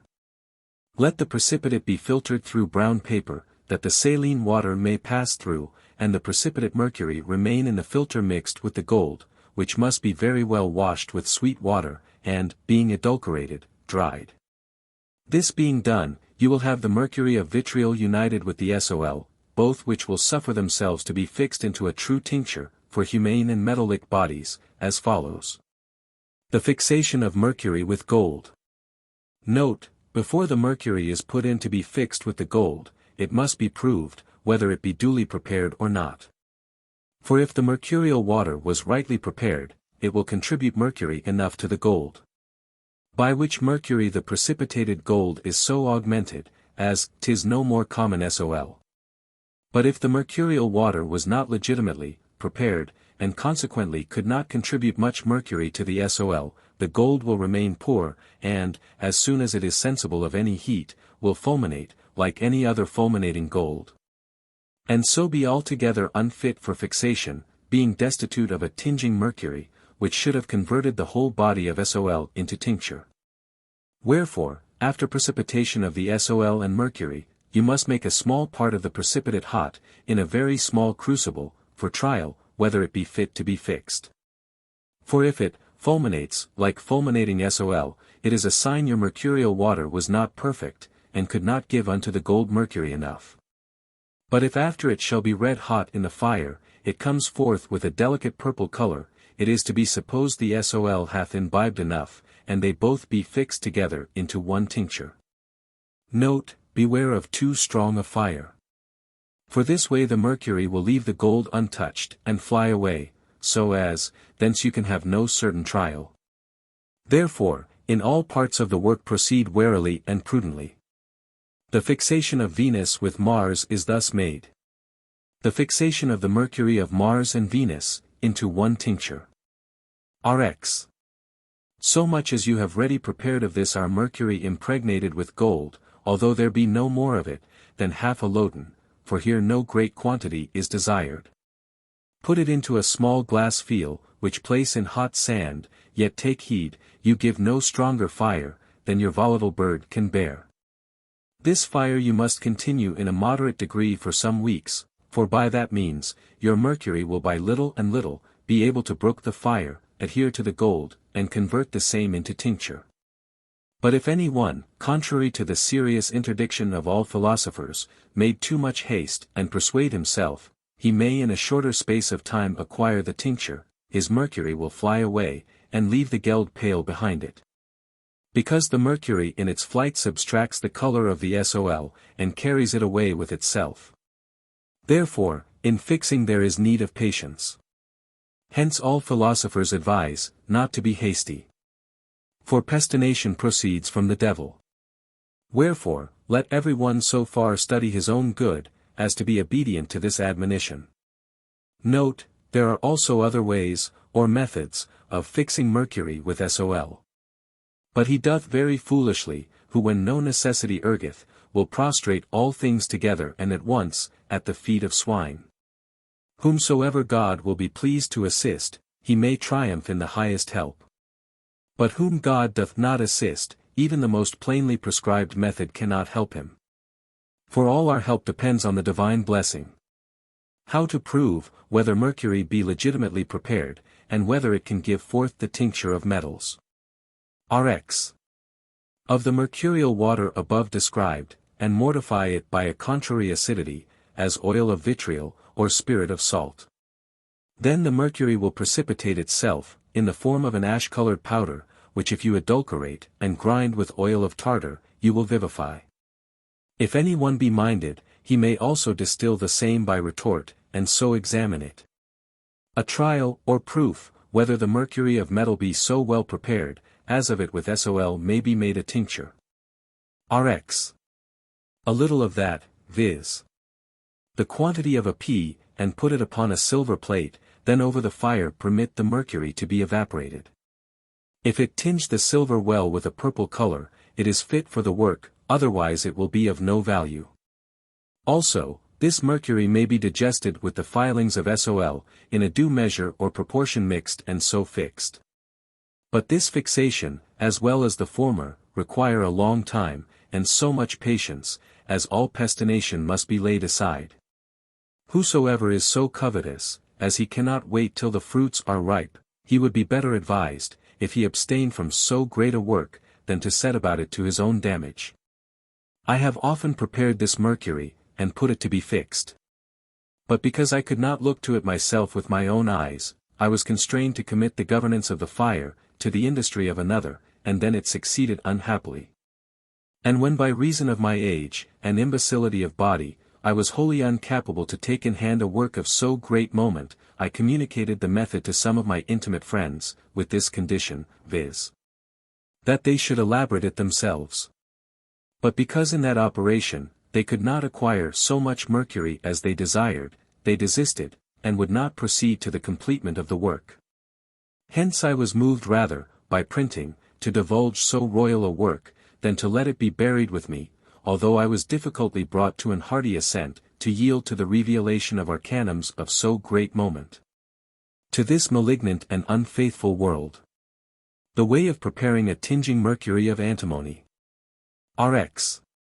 Of antimony, saltpeter, and tartar, of each pound J. Which first pulverized and mixed, put into a crucible, and kindle the mixture with a coal. When the fulmination ceaseth, melt it, and pour it out into a cone. After it is cooled, separate the regulus from the scorias, which reduce to powder, and dissolve by boiling in water. So doing, you will have a red lixivium. Upon which if you add, about half its own weight of sal ammoniac pulverized, and put the mixture into a glass body, which must not be above half full, because it riseth easily, with its head and receiver well luted. And then sublimister fire for distillation. A certain most subtle volatile spirit will ascend, in which the mercury of antimony is latent, which, in a solution of sol may be precipitated, adulterated, dried, and then proved and fixed, as above we taught of the mercury of vitriol. Antimony yields much more mercury, than vitriol, and it is also made more easily than it, and therefore to be preferred far before it. But especially, because the ancient philosophers did for the most part use this mercury of antimony, for preparing their tincture. Note, if any one desire a more excellent mercury of vitriol, than that above described by us, he, instead of the lixivium of antimony, may use a lixivium of salt of tartar, and thence extract mercury by the help of oil of vitriol, so he will have something more excellent, than can be made of a common lixivium. The way of preparing out of Mars and Venus, a tinging mercury, by the help of resuscitative salts only, without any corrosives. Among all resuscitative salts, tartar obtains the principal place. The next to which is salt of urine, which is no other, than such a volatile tartar as passeth into this kind of salt, from wine, beer, bread and other foods taken into the humane body. Almost of the same kind, is the soot of chimneys, being the volatile salt of wood. Also a like volatile salt you shall find in blood, hairs, horns and hoofs of animals. Even so, almost a like sal ammoniac is prepared of blood, urine and soot. In like manner, in egg, shells is instated an efficacious resuscitative salt. These and the like salts are endued with a virtue converting metals into mercury, after they are dissolved. For volatile salts are not so efficacious, as to dissolve metals, yet tartar is endued with so great power, as it can dissolve some metals easy to be dissolved, as Mars, Venus, and Saturn, and thence may the mercury be extracted by distillation. Especially if a little kitchen salt be added, or, which is more conducent, sal ammoniac, to comfort it. Also instead of Mars and Venus, common vitriol only may be used, and thence mercury distilled by the help of volatile salts. Now follows the process. Rx, pound Vj. Of vitriol, to which, dissolved in urine, add of sal ammoniac pound J crude tartar pound Ij. Salt of tartar pound Th. Distill from these, in a strong glass body, a subtle mercurial water, which according to the method prescribed, may be made corporeal, and with gold be fixed into a tincture. This way of proceeding is very easy, and of little charge. So as it will fully satisfy the desire of those, who are contented with so much only, as may be acquired by the benefit of glass bodies. But those, whose greedy desire cannot be satisfied with little, may distill this mixture in a brass or copper vesica, until they have quantity enough to suffice them, yet with this caution, that they use no alembic or refrigeratory made of copper, but of lead, or, which is better, of tin. And that because our mercurial water easily corrodes the copper, and thence contracts to itself a greenness, but in Saturn or Jupiter doth not so. But if any one refuseth to be at the charge of a tin refrigeratory, he may use his copper vessels. For although the spirit corrodes the copper, and contracts a bluish color, yet this color in rectifying abides in the bottom, and the mercury is nothing worse for it. Indeed, this way a greater quantity is acquired, than needs. Unless the operator be more greedy than a wolf. But it is not the part of a good philosopher, to covet more than is needful. If any one be desirous to prepare an abundance of mercurial water, either by some such way as this, or by another certain mixture of salts, him we have now, as it were, led by the hand, through processes more difficult, to proceed in these. For tartar alone will be sufficient for such in use. What seek you? The feces of wine burnt will do the same, so as the lover of art, with almost no other trouble and charge, may extract the mercury of metals by resuscitative salts. The way of preparing mercury out of metals and minerals, by the benefit of tartar only, without any other salts. Rx, filings of steel pound J, tartar pound Ij. Common water pound XX. If by strong boiling by alembic in sand, you distill thence all the water, the tartar in that boiling dissolves the Mars, and so will volatilize the mercury set at liberty, in such wise, as it will ascend with the water, like a subtle spirit. Which, concentrated and made fit by rectification, either by a solution of Sol, or by some other contrary acidity, is rendered corporeal, according to the method above shewed. If any one, to as much tartar as he hath, take half as much sal ammoniacs, the tartar so much the more readily preys upon the mercury, also much more mercury issueth thence, than by tartar only. Note, but since this way, in one distillation, but little mercury ascends, such an operation may be performed in a large vesica, yet with this caution, viz.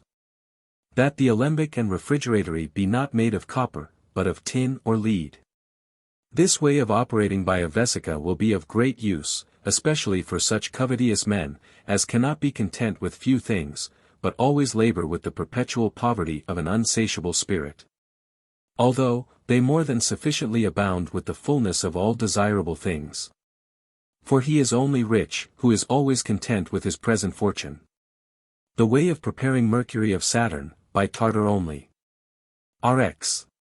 1 or 2 lb. Of the raspings or filings of Saturn, upon which pour 15, or 20 pound of strong vinegar of wine, and mix therewith a little pulverized tartar. But the vinegar purse should be impregnated with no small quantity of tartar. Which tartar, if you distill with the mixture, the phlegm in distillation carries over with itself a subtle mercurial spirit, which must be separated from the phlegm, in manner as we above taught. The solution of Saturn will remain in the bottom. Thence also, by the help of salt of tartar, mercury may be extracted by retort, yet it is not so good as the other, which ascended in the form of a subtle spirit. The way of preparing mercury of antimony, by the help of tartar only. Rx. Some pounds of strong antimonial red lixivium, made of antimony duly, decrepitate and melted with tartar and nitre, which put into a glass body set in sand, as we above taught, in treating of the fixation of sulphur, afterward, through the tunnel. Leisurely and at times, pour upon the lixivium most strong wine vinegar, until both, viz. the lixivium and vinegar, cease to act upon each other. This being done, if by distillation you separate all the humidity, the sulphureous spirit of antimony, will ascend in the form of a subtle spirit, smelling like sulphur, which after rectification, either with a solution of luna or sol, becomes corporeal, and so habile, as it may be converted into a fixed tincture. The method of distilling a tinging mercurial spirit from metals another way. We above shewed, that from metals most firmly compact, a tinging sulphur and mercury could not be extracted, unless the metals be first dissolved, or mortified. And that in such mortification, there is a spirit so apt to be associated, as, in the very hour of mortification, it lays hold of, and carries up with itself, the ascending spirit, or soul of metals. Yet among all, pure spirit of wine well deplegmated, I judge best, because in abstraction it carries over with itself the most pure sulphur and mercury of metals, and leaves the gross dead body behind in the bottom. So as, such mercury, as you shall draw forth in distilling by spirit of wine, will be much purer, and more virtuous in tinging, than the other, which you distill off by common water only, and that for this especially, viz. Because this spirit, which is extracted by spirit of wine, from more pure is rendered most pure by rectification. Which is a thing impossible to be effected, where the sulphureous mercury of metals shall ascend by the help of common water. Because then the water only, in rectification, is distilled off, but the sulphur remains in the bottom, in form of a red powder, and the other, which is sublimed by spirit of wine, and afterward by rectification subtilized to an higher degree, and meliorated in its tinging virtue, is not only in medicine, but also in the melioration of metals, gems, and the more ignoble precious stones, an hundredfold more efficaciously conducent to tinge them to a constancy, than the former, which in distilling ascends by water only, and by rectification cannot be exalted, or multiplied in its virtue, so well as the other, made by spirit of wine. That sulphureous mercury, which ascends by help of spirit of wine, is endued with so subtle and penetrative power, as to it in the vessel is given such ingress, by which metals and gems are tinged with a more constant and durable red or yellow color, than can be annihilated or impaired by any corrosive waters, or by the violence of fire. Especially if it be distilled from apt tinging subjects, as the vitriol of Mars and Venus, or from antimony. Of which I suppose enough is now spoken. Therefore, if any one be desirous of knowing more touching this matter, him, for his further and more clear information of the same, I refer to the 7th part of our Spagyric Pharmacopoeia. Where he will find, we have prolixly taught, touching the extraction of tinctures, from red corals, and other tinging subjects. The way of making good mercury of Saturn and Luna. Rx. Of Saturn, or Luna, pound J. which, dissolved in aqua fortis, precipitate with salt, water, edulcorate the calx with sweet water, and dry it. When dried, mix with it a fourth part of our sulphur fixed unto whiteness.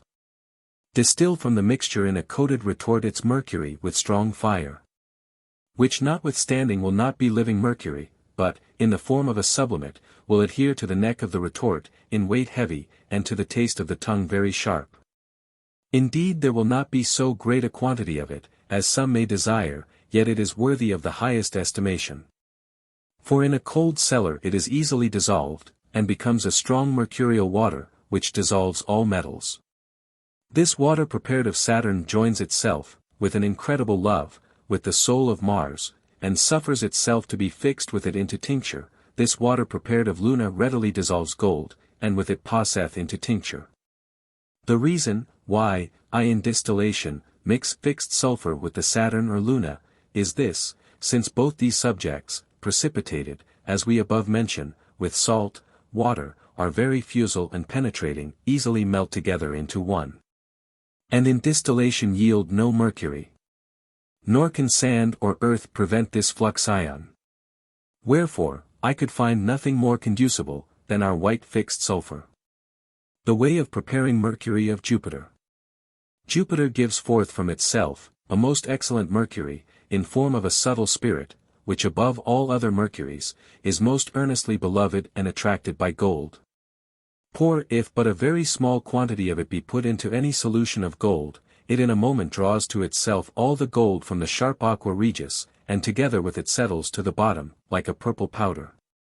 This is the best precipitation of Sol, when you shall extract it with aqua regis from sand and stones, because, by this precipitation, the aqua regis may be used again for extracting Sol from sand and stones. As you may more amply read in our 7th part of the Prosperity of Germany, where we have plainly writ touching this kind of extraction. But in another manner, may be prepared as powerful a mercurial water, from all metals, by the help of my secret sal armoniac, which, by Paracelsus and Helmont, is called the liquor alkahest, touching which I have largely treated in the 7th part of my Spagyric Pharmacopoeia, where he who loves so great gifts of God, may satisfy his appetite to the full. Behold, I present thee another way, by which, without any charge or expense of money, you may easily prepare as much of the philosophic mercury as you will. I would not have you suppose, I here insert this so stinking a process, to the end you should follow this, rather than the before mentioned. But I add this, that the common sort of men, simple and poor, may see, that they may, by such a method as this, suppress their poverty, and attain to the acquisition of so noble and universal medicine. As well as any other of the great and mighty men of the world, by their ample fortunes. Whosoever is but a little skilled in chemistry, well knows, that every sulphur and mercury arise from one only original, and that the sulphur in herbs, and also that in animals, is of no less virtue, than the other in metals. Fixation only excepted. For as this in metals is found more fixed than that in minerals, so the mineral sulphur is more fixed than the animal and vegetable. The same is to be judged of mercury. But that we may wander no further, but return again to our purpose, and clearly prescribe the method of preparing in universal medicine, of humane dung and urine, I will very briefly discover the process in these following words. Rx. A good quantity of humane dung and urine, collected in some capacious vessel, and, after they have stood together about a month, and when the salt shall be exactly united with the sulphur, and mercury by fermentation, from thence. By an alembic in balneo, distill the mercurial sulphureous spirit. Which indeed will be very subtle, but smell strong. Yet after rectification, as we have taught, it may be conjoined with a solution of gold, and, by moderate heat, be gradually fixed into an universal medicine, for humane and metallic bodies. Note, the aforesaid stink vanisheth so soon as the aqua regis hath access. Wherefore, those philosophers, who have labored in matters of evil and strong smells, did always speak of suffocating their venomous dragon in Stygian waters. But among all philosophers, that ever I read, I find no man more excellently to have writ, touching this matter, than the philosopher Nismentens, in a certain small treatise of his, entitled, of the salt and spirit of the world. Where he so explains the table of Hermes, as he renders it most worthy to be read. Because he hath so very prolixly, and largely, with exquisite studying diligence, explained all things whatsoever, the laudable Hermes, in very few words, left to posterity in his Smaragdin table. A corollary. Although I have, in this small tract, so largely and clearly treated of preparing the Mercury of philosophers, as it seems altogether needless to trouble the reader, with a further paraphrase.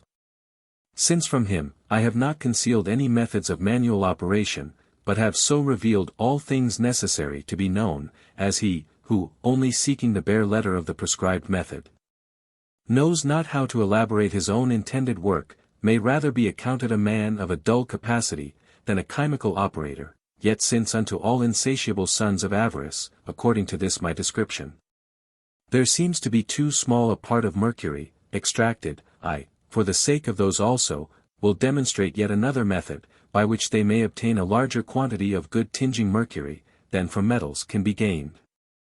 But first it is required, that every one, who will exercise himself in this kind of labor, should shew himself a diligent operator, shunning no pains, no, that vulgar mercury may easily be so prepared by art, as to be as much conducent for tinging, as the mercury of metals. Yet they must first procure tincture to it, by tinging metals, as by Mars, Venus, and antimony. For, of its own proper nature, it hath no tincture at all in itself. But it must necessarily receive the same from other metals, in which God and nature cooperating have instituted it, before it can exercise the power and faculty of tinging. But which way such a tincture may commodiously be taken, and acquired from certain stones tinged by nature, or from certain metallic and mineral subjects, hath been by me, in various places of my writings, so frequently mentioned, as I judge it not necessary to discourse further thereabout in this place. But here, I will freely expose to public view the way of preparing vulgar mercury so, as it may be able to extract tinctures from metals, minerals and stones. Rx, common mercury pound J. Which as soon as you have dissolved in aqua fortis, mortify the aqua fortis by pouring on spirit of urine, and when you shall by retort, in hot sand, have abstracted thence all the unprofitable water, and administered a stronger fire, the mercury will sublime itself in the neck of the retort, white in color, but discovering no singular acrimony upon the tongue. Such a sublimate as this, is easily dissolved by help of common water. This mercurial water is endued with a power of extracting tinctures from metals, gems, and other more ignoble stones. In which very work, even Proserpina, the wife of Pluto, will scarce elaborate anything more excellent. Therefore, when this mercury hath drawn so much blood from the red lion, as it no longer remains white, but becomes totally red, then indeed it hath acquired the melioration of one higher degree, but as yet, it is able to work no miracles in tinging. Now, that it may be exalted to so great perfection, as to be admirably efficacious in transmutation, this red mercury must again be vivified, and again, as we taught above, mortified, and if this labor be repeated 7, 9, or 12 times, it will be sufficiently impregnated with tincture. This being done, you have nothing else to do, but to fix this tinging mercury into a fusel red stone, which will thenceforth perform the same, yet perhaps more, in the transmutation of metals, than the mercury of metals itself. Although, I have here revealed the melioration of common mercury, yet, I am fully persuaded, no man will readily set himself about its preparation, nor adventure, by trial, to experience the truth of this. For commonly, every good thing is disesteemed, if it want external splendor. Some years ago, I did earnestly, and highly commend to some of my most loving friends, the exaltation of common mercury. Yet no one of them took so much notice thereof, as ever to set his hand to the work. Wherefore no man needs to fear, that art will be made too common, although I had published the same, described even with a solar key. Indeed, I intended to have divulged more, touching such sublimate mercury, as may be dissolved with common water, viz. How many other famous works may be performed with it, besides the transmutation of metals. But for brevity's sake, I here desist at present, yet after a little while, if God permit, I will elsewhere treat of the same. In the meantime, let the loving reader kindly accept of these, for hence he may be assured of the possibility of exalting common mercury so far as to be equal to virtue to the mercury of metals, in which assertion every studious artist may safely confide, and persuade himself, that I here give no other testimony, than I have learned by my own experience oftentimes. Of the salt. How, and whence, that is prepared, and of what use it is in medicine and chemistry. Those our venerable ancestors, the ancient philosophers, have indeed copiously written many things, touching this third part of the principle of metals, viz. Salt, yet so very obscurely, as it is almost impossible for a man to learn thence, fundamentally, any thing of moment, yea, I might say, it hath happened to very few, to know how, to prepare the salt of philosophers, but on the contrary. 600 have ruined themselves, and lost all their fortunes in laboring thereabout. After, I also had, for some years together, expended great labor and cost, besides what I spent in acquiring both the other principles, viz. Sulphur and mercury, which were understood by me, about 2 years since, it pleased the most wise God at length, also to reveal to me this most famous salt.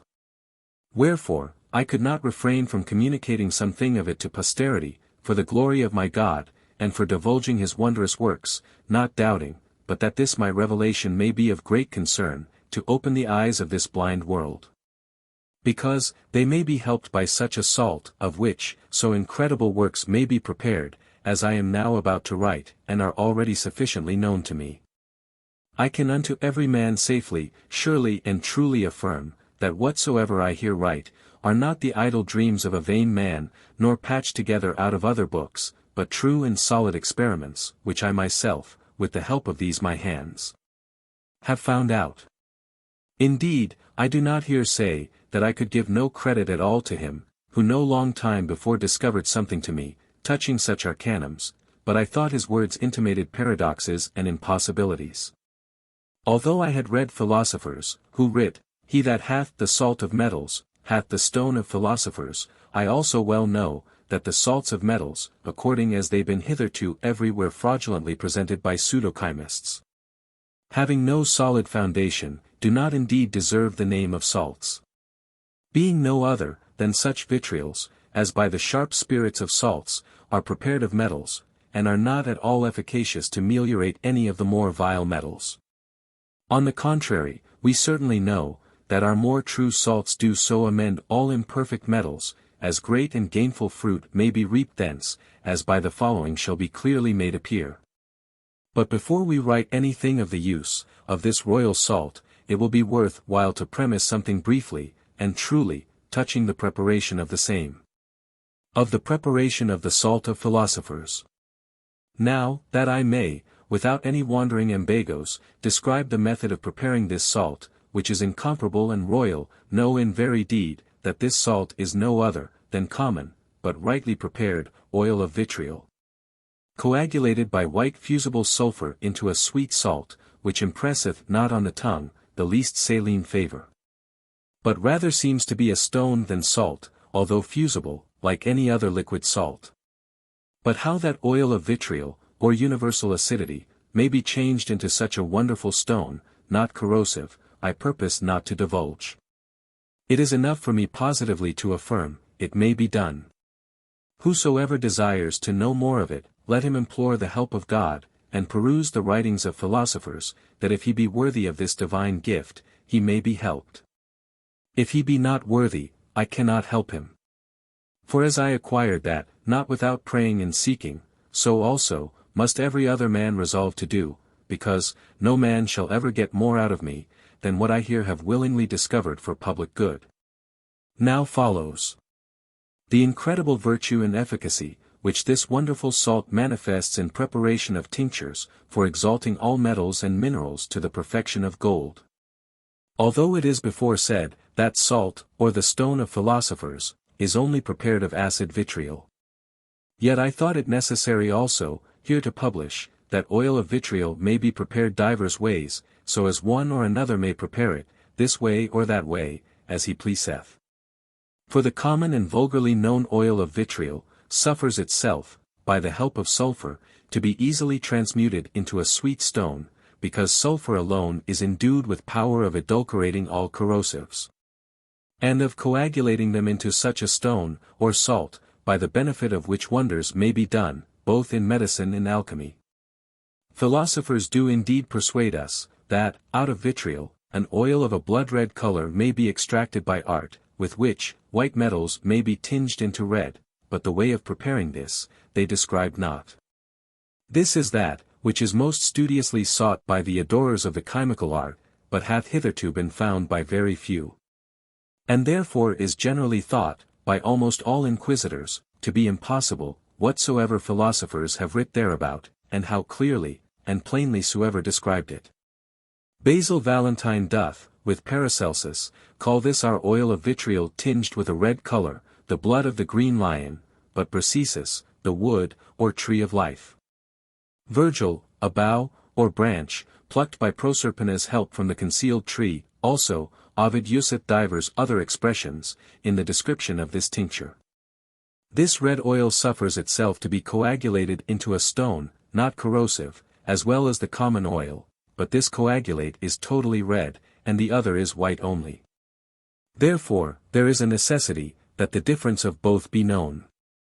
For of both these, what the white is able to do, the red cannot do, and what the red can effect, is impossible to be performed by the white.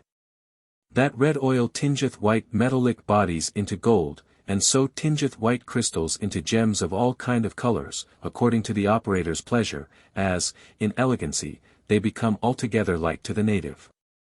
But the white tingeth not, because itself wanteth tincture, which notwithstanding may be procured to it, yet it extracts the tinctures from all precious, and more ignoble stones, and by them is so tinged, as it is thenceforth able to tinge white metals into gold, and white crystal into beautiful stones of every color, and that with as excellent splendor, as their brother, the ruby, enjoys.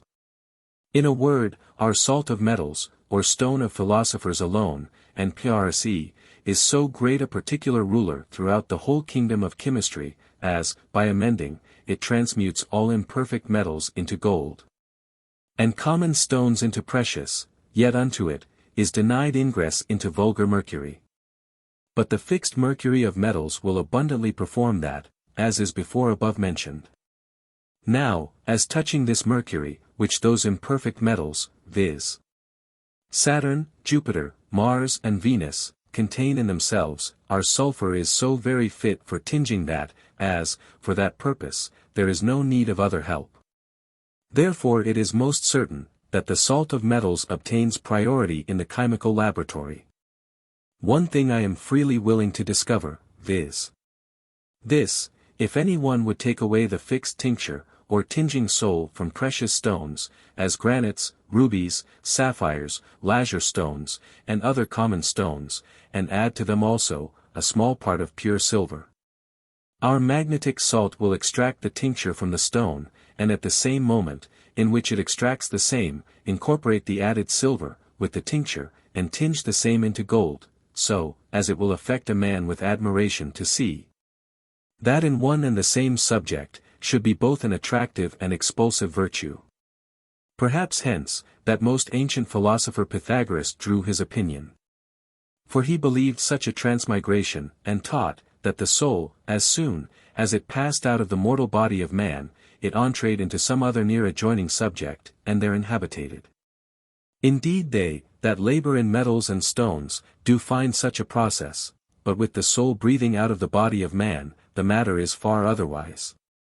For here bodies are not required, but spirits, which at the hour of death receive the souls of dying men, and convey them to places by God appointed. According as the man hath lived, either well or ill, to those spirits will act at the end of life, each according to their office, so as, the souls of pious men shall be received by spirits of light, but impious souls, by the spirits of infernal darkness. In the mortification of metals and minerals, philosophers also want not their peculiar spirits, which receive and transport the flying souls of metals and minerals. Touching which transportation of souls, we made some mention above, where we treated of the fixation of metals. Also this transduction was rightly esteemed by ancient philosophers, especially by Nicomedes, who said, by this power, viz. By the spirit and salt of the world, we deliver the souls of the dead from the prison of hell. Therefore, whosoever shall be well skilled in this kind of operating, he will be able to do wonders in this chemical kingdom of metals. For if you add the spirit and salt of the world to any metal dissolved, and by retort distill the mixture, they will carry over with themselves the most pure part of the metal, viz. its tinging soul, and leave nothing behind in hell with Pluto but the gross and unprofitable body. Wherefore, whosoever can rightly separate that transduced tinging spirit of metals, from the spirit of the world, he will absolutely be possessed of a fixed tincture, because that strong transporting spirit doth also fix the volatile soul of metals, and render it constant in fire. And, although that subject was most volatile, from which the tincture was distilled by the salt of the world, as by one only distillation from common sulphur, or a pigment, cinnabarine sulphur, and the like. Yet you will acquire a tincture, constant in all fire, not only for humane and metallic bodies, but also for gems. So very potent virtue is latent, in these abject subjects, and in the spirit and salt of the world, rejected by the great troops of proud men. But the method of using such pearls legitimately, for the transduction of metals, had need to be sealed up with the seal of the laudable philosopher Harpocrates, lest so great a treasure be cast under the feet of sordid swine. Touching, a like compendium of fixing volatile metals, and minerals, we, God willing, purpose hereafter to teach more at large. Now, we having generally understood, what our salt of philosophers is able to perform in the transmutation of metals, I judge it not amiss, to discover, how great, profitable and powerful faculties it is also endued with, even besides the transmutation of metals. But here, by the way it is to be understood, that our salt of philosophers is insignized with many other names, which ancient philosophers imposed on it, not without pregnant reasons. For, according as they beheld the various wonders they were able to perform by the help of that, so they also gave names unto it. Sometimes, they called it the soap of the wise, another time, Hercules or the Herculean key. Sometimes, the key of the philosophers, and etc., and all this by reason of its exceeding great potency in virtue, whereby it always rendered itself worthy of one or other of these names. Why did they call it, the soap of wise? Because it renders those metallic bodies, which are washed with it, most purely white. Indeed washerwomen have their soap made of oil and lixivium, with which they wash filthy garments unto whiteness. Leather dressers use a kind of soap, to cleanse their skins from all impurities, also fitters have their cleansing earth, with which they well know, how to purify their soiled clothes. Nor do apothecaries use their herbs for medicaments, before they have washed them in clean water. So also, common chymists so long wash impure metals, by dulcified corrosives, till they pass into Sol and Luna. But most experienced philosophers wash gold, until it becomes tincture. Hence is that kind of soap, which they use for washing, called the soap of the wise. But some may object, saying, I contradict myself. Because a little before, I said, gold and silver were homogeneal, and did not at all participate of heterogeneity. To whom I answer, I confess, I did say so, yet I would be understood, to speak so with reference to those common and known waters, with which, otherwise chymists do generally work upon their metals, dissolve them, separate them one from another, and wash them. Because on gold and silver no change falls, but they always remain in one and the same essence, according as they are progenited by nature, therefore, I said so. And the reason, why it is thus, is, because aqua regis, aqua fortis, spirit of vitriol, or other corrosive waters, are not true keys, endued with the virtue of penetrating into the heart of gold, or of opening the most firm closure of the king. For although they do very much corrode metals, and dissolve them, yet every metal remains in its essence, without any separation of parts. But on the contrary, our menstruum is a sweet key, far more conducible, and better than corrosive spirits, and therefore, by philosophers is not undeservedly called, the key of philosophers. For there is nothing so closed, but this can open it. Our royal or capital key is a corporeal spirit, or a spiritual body, which, without any injury to itself, passeth not only through metals, but also through the hardest gems, and extracts the fixed tincture of them, leaving their bodies white. Which exceeded my comprehension, the first time I beheld it with my eyes. Therefore, as this spirit is endued with power of extracting tincture, even from any of the hardest adamantine stones, so, it is also able to introduce tinctures into the most hard stones, and that by reason of its penetrative power.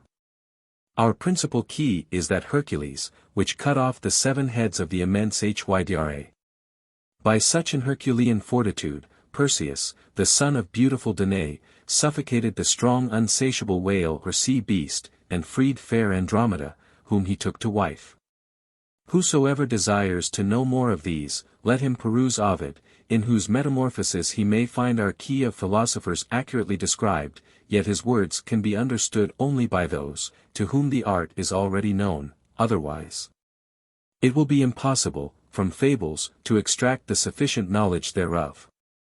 It is God only, that gives light to understand abstruse things, namely, to those, who fear, love and adore him, more of which, you may find among pious heathens, than among the slanderous malignant, false, Christians of this time.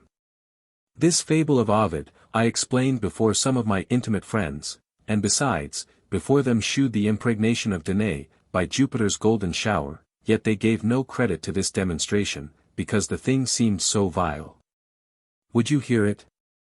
I set a narrow, mouthed glass body, with a flat bottom, upon a table, and from above through the small mouth, I poured Danae, king of Acrisius' beautiful daughter, into the glass or tower, then, by the counsel and help of Jove, I formed a golden shower, which, through the roof, that is, through the small mouth of the glass, I instilled down, into the bosom of the aforesaid Danae, which she spontaneously received, and was thereby impregnated. And quickly brought forth her son Perseus, who afterward, carried upon the winged horse Pegasus, suddenly helped the fair Andromeda, and, freeing her from the jaws of the sea monster, took her to wife. Afterward, he slew the strong and unconquered Gorgons, and got the golden gardens, gold-bearing. If any one looks upon this fable, with the right eye of his understanding, he will find, that Ovid hath so clearly and perspicuously described our Hercules, or philosopher's key of keys, that every one, having knowledge of our work, in reading this must necessarily be amazed, to see the whole art so evidently detected, and as it were exposed to sight. But its being discerned and understood by so few, must be ascribed to the defect of their internal sight, and the darkness of their sins, in which they have involved themselves, and are still resolved to abide in. Therefore God, according to his justice, deservedly permits such slaves of avarice and pride to stick in perpetual blindness, to grope for, and in vain seek, the way of escaping those evils. For here, the hard is softened, the soft is hardened, the fixed volatilized, the volatile fixed, the bitter corrosive dulcified, but the sweet converted into a key, opening all compact enclosures. More touching so great a mystery, I shall not at this time relate. But, to whomsoever God shall grant this principal universal key, he may, according to his heart's desire, go whither he will, nothing can be able to resist him, for which so great benefit we owe thanks and praise to the most wise God, for ever. Amen. Also Virgil, in a few heroic words, evidently enough describes the way of preparing our red oil of vitriol. Therefore I thought it worth while to insert his words, also, that he, to whom God shall give the blessing, may the better understand the occult meaning of the poet. Consider first, what here is to be done. A golden branch, with leaves of gold thereon, upon a tree concealed groweth. This to the infernal Juno sacred is. But the whole grove, with dismal shades of night, obscure and keep the same from humane sight, until some one shall take down from the tree this golden branch, there can no entrance be into earth's caverns. Beauteous Proserpine ordained hath, that this rare gift divine shall brought be unto her. No sooner is the first branch cropped, but in the place of this a second sprouts, and that most pure and fine, As did the first, with golden leaves will shine. Therefore first view it well. When rightly known, this branch is unto thee, then with thy own hand crop the same, for it will follow thee. If thou by fates for this work chosen be. If otherwise, no humane violence, nor strength of iron, force it can from thence. Virgil here calls vitriol, a concealed, that is, a shadowed tree, adding, that by the help of Proserpina, Pluto's wife, but one branch can be cropped by him, whom fortune shall favor. And that it is willing to be plucked off by any skilful man desirous of the same. Such a branch is consecrated to Juno, and etc. We know Juno according to poetical fictions was the wife and sister of Jupiter, but Proserpina the daughter of Jupiter and Ceres, or, as some say, of Isis, whom Pluto the god of hell stole away from her parents and married her. From all which it clearly appeareth, that this golden branch sprouting in the green tree of vitriol, could not be cropped, or obtained without Proserpina's help. Therefore if any one would crop such golden boughs from like shadow trees, he must learn to know Proserpina, and consult with her. Because she only can profit him, and prevail with her husband, to wax the more hot in his infernal sweating stove, that thence into another place may ascend a spirit or oil of a blood, red color. But this is to be considered accurately, lest this work, like many other of our undertakings, be frustrated.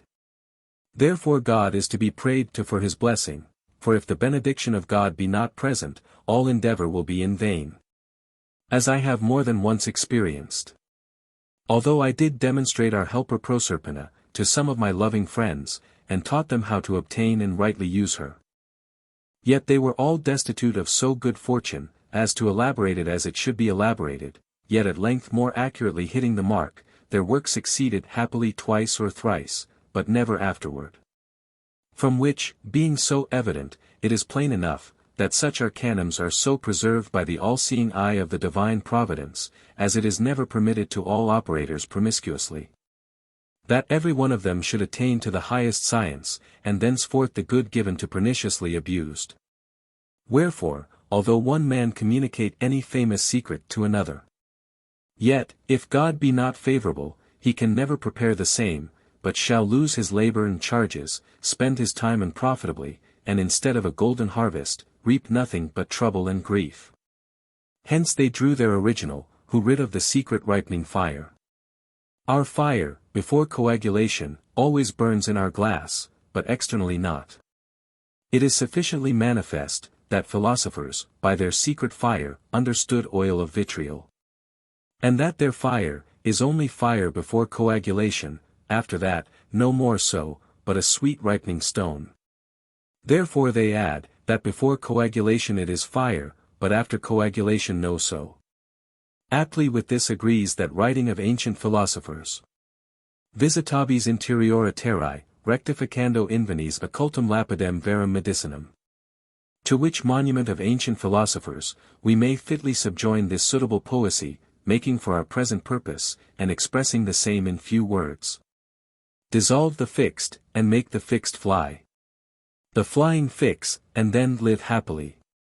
In these few words are compendiously contained, all whatsoever I have largely written in this treatise. Moreover, our salt of philosophers, besides its being a medicine, and fit for transmutation of metals, is also endued with other famous virtues, of which at this time I cannot forbear to write. Philosophers have written, that their key of keys doth indifferently open all closed bodies, and that it is endued with a virtue, breaking most hard and adamantine stones, and taking from them, their enclosed treasure. For acquiring which, there is nothing at all in the whole nature of things given, except this our key, by help of which the most firmly locked enclosure may be unlocked. As for example, a granite is a stone of so great hardness, as although it may easily be reduced to powder, yet it can never be corroded even by the sharpest aqua fortis, nor dissolved, nor can it be anatomized. Wherefore, although these corrosives, vulgarly known, prevail not against this excellent stone, which visibly in itself contains a noble tincture of gold, and also is not a little impregnated with invisible corporeal gold. As plainly appears by its weight, for it is much more ponderous than all other precious stones, or the more vile small stones, but are judged as unprofitable for this kind of labor. Yet our sweet salt possesseth so potent a faculty, as it can easily open the same and take from it all its treasure. In so much, as if there were but this only use of it, and no other like, better or more excellent were known, it would abundantly satisfy every honest man, to live amply therewith, and to maintain his family with great tranquillity. Behold, I present to you, yet another royal experiment, which I have not long since effected, by the help of our red stone, in the following manner. One day I cast our red stone upon gold, in flux, only for a trial, whether by the help of that, the gold would be tinged with an higher color. Because I found, that silver had took a yellow color from the same, but after I had poured out the mixture, I found what was contrary to my hope. For it was so far from exalting my gold in color, as on the contrary, it took from the same almost all its color, so as it was white like silver. At first, I was not a little troubled, that, contrary to my expectation, I should work so unhappily. But returning to myself, I begun to think, whether this my red stone, being, perhaps made of steel, was not that Caleb's, or steel, which Sendivogius so highly extolled in his writings, and said, it could extract from gold its tincture. But since, by reason of other business intervening, I had no leisure to proceed further in the work begun, I was constrained to leave the whole for some higher experience to another time.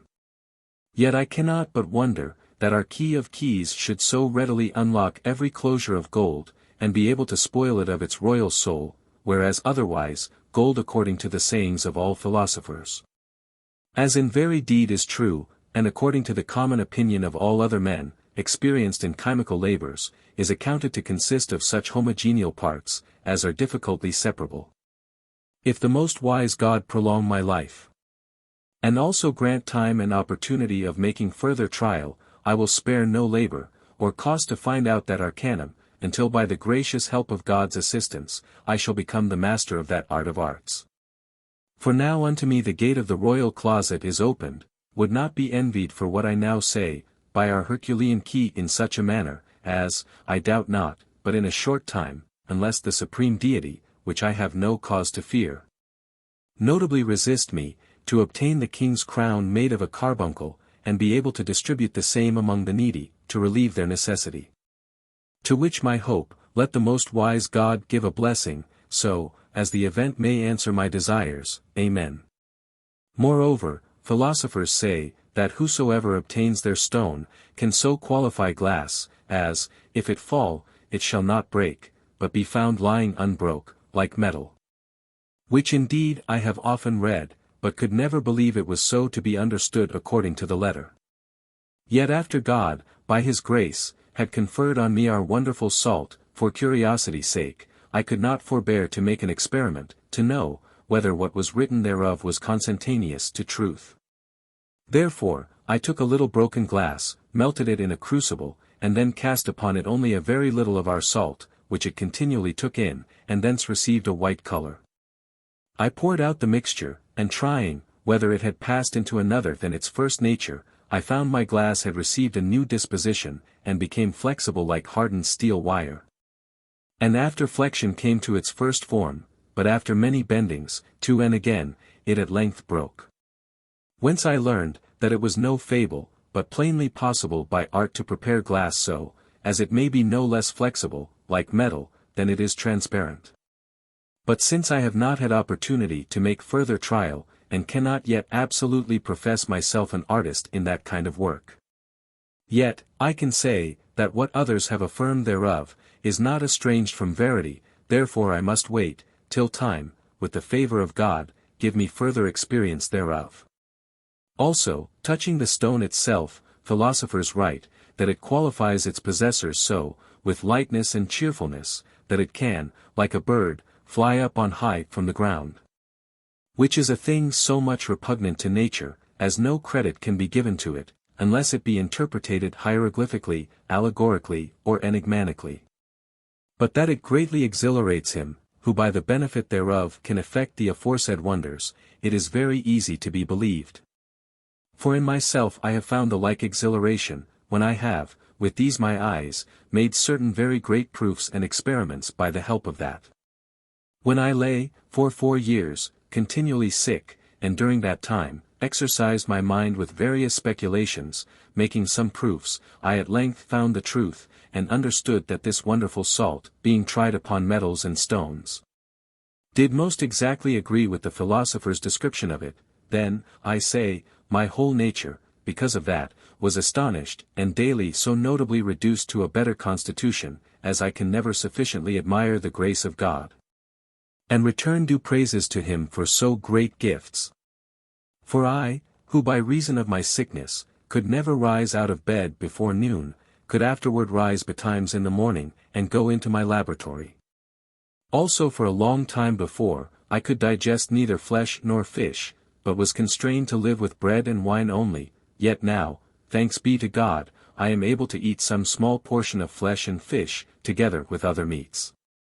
Likewise for above a whole year, through weakness of body, I could scarcely write a line or two, so as in 2 years' space I committed nothing to the press, but now, God, the giver of all good gifts, hath made my hand so ready for motion, as I sing to him incessant praises.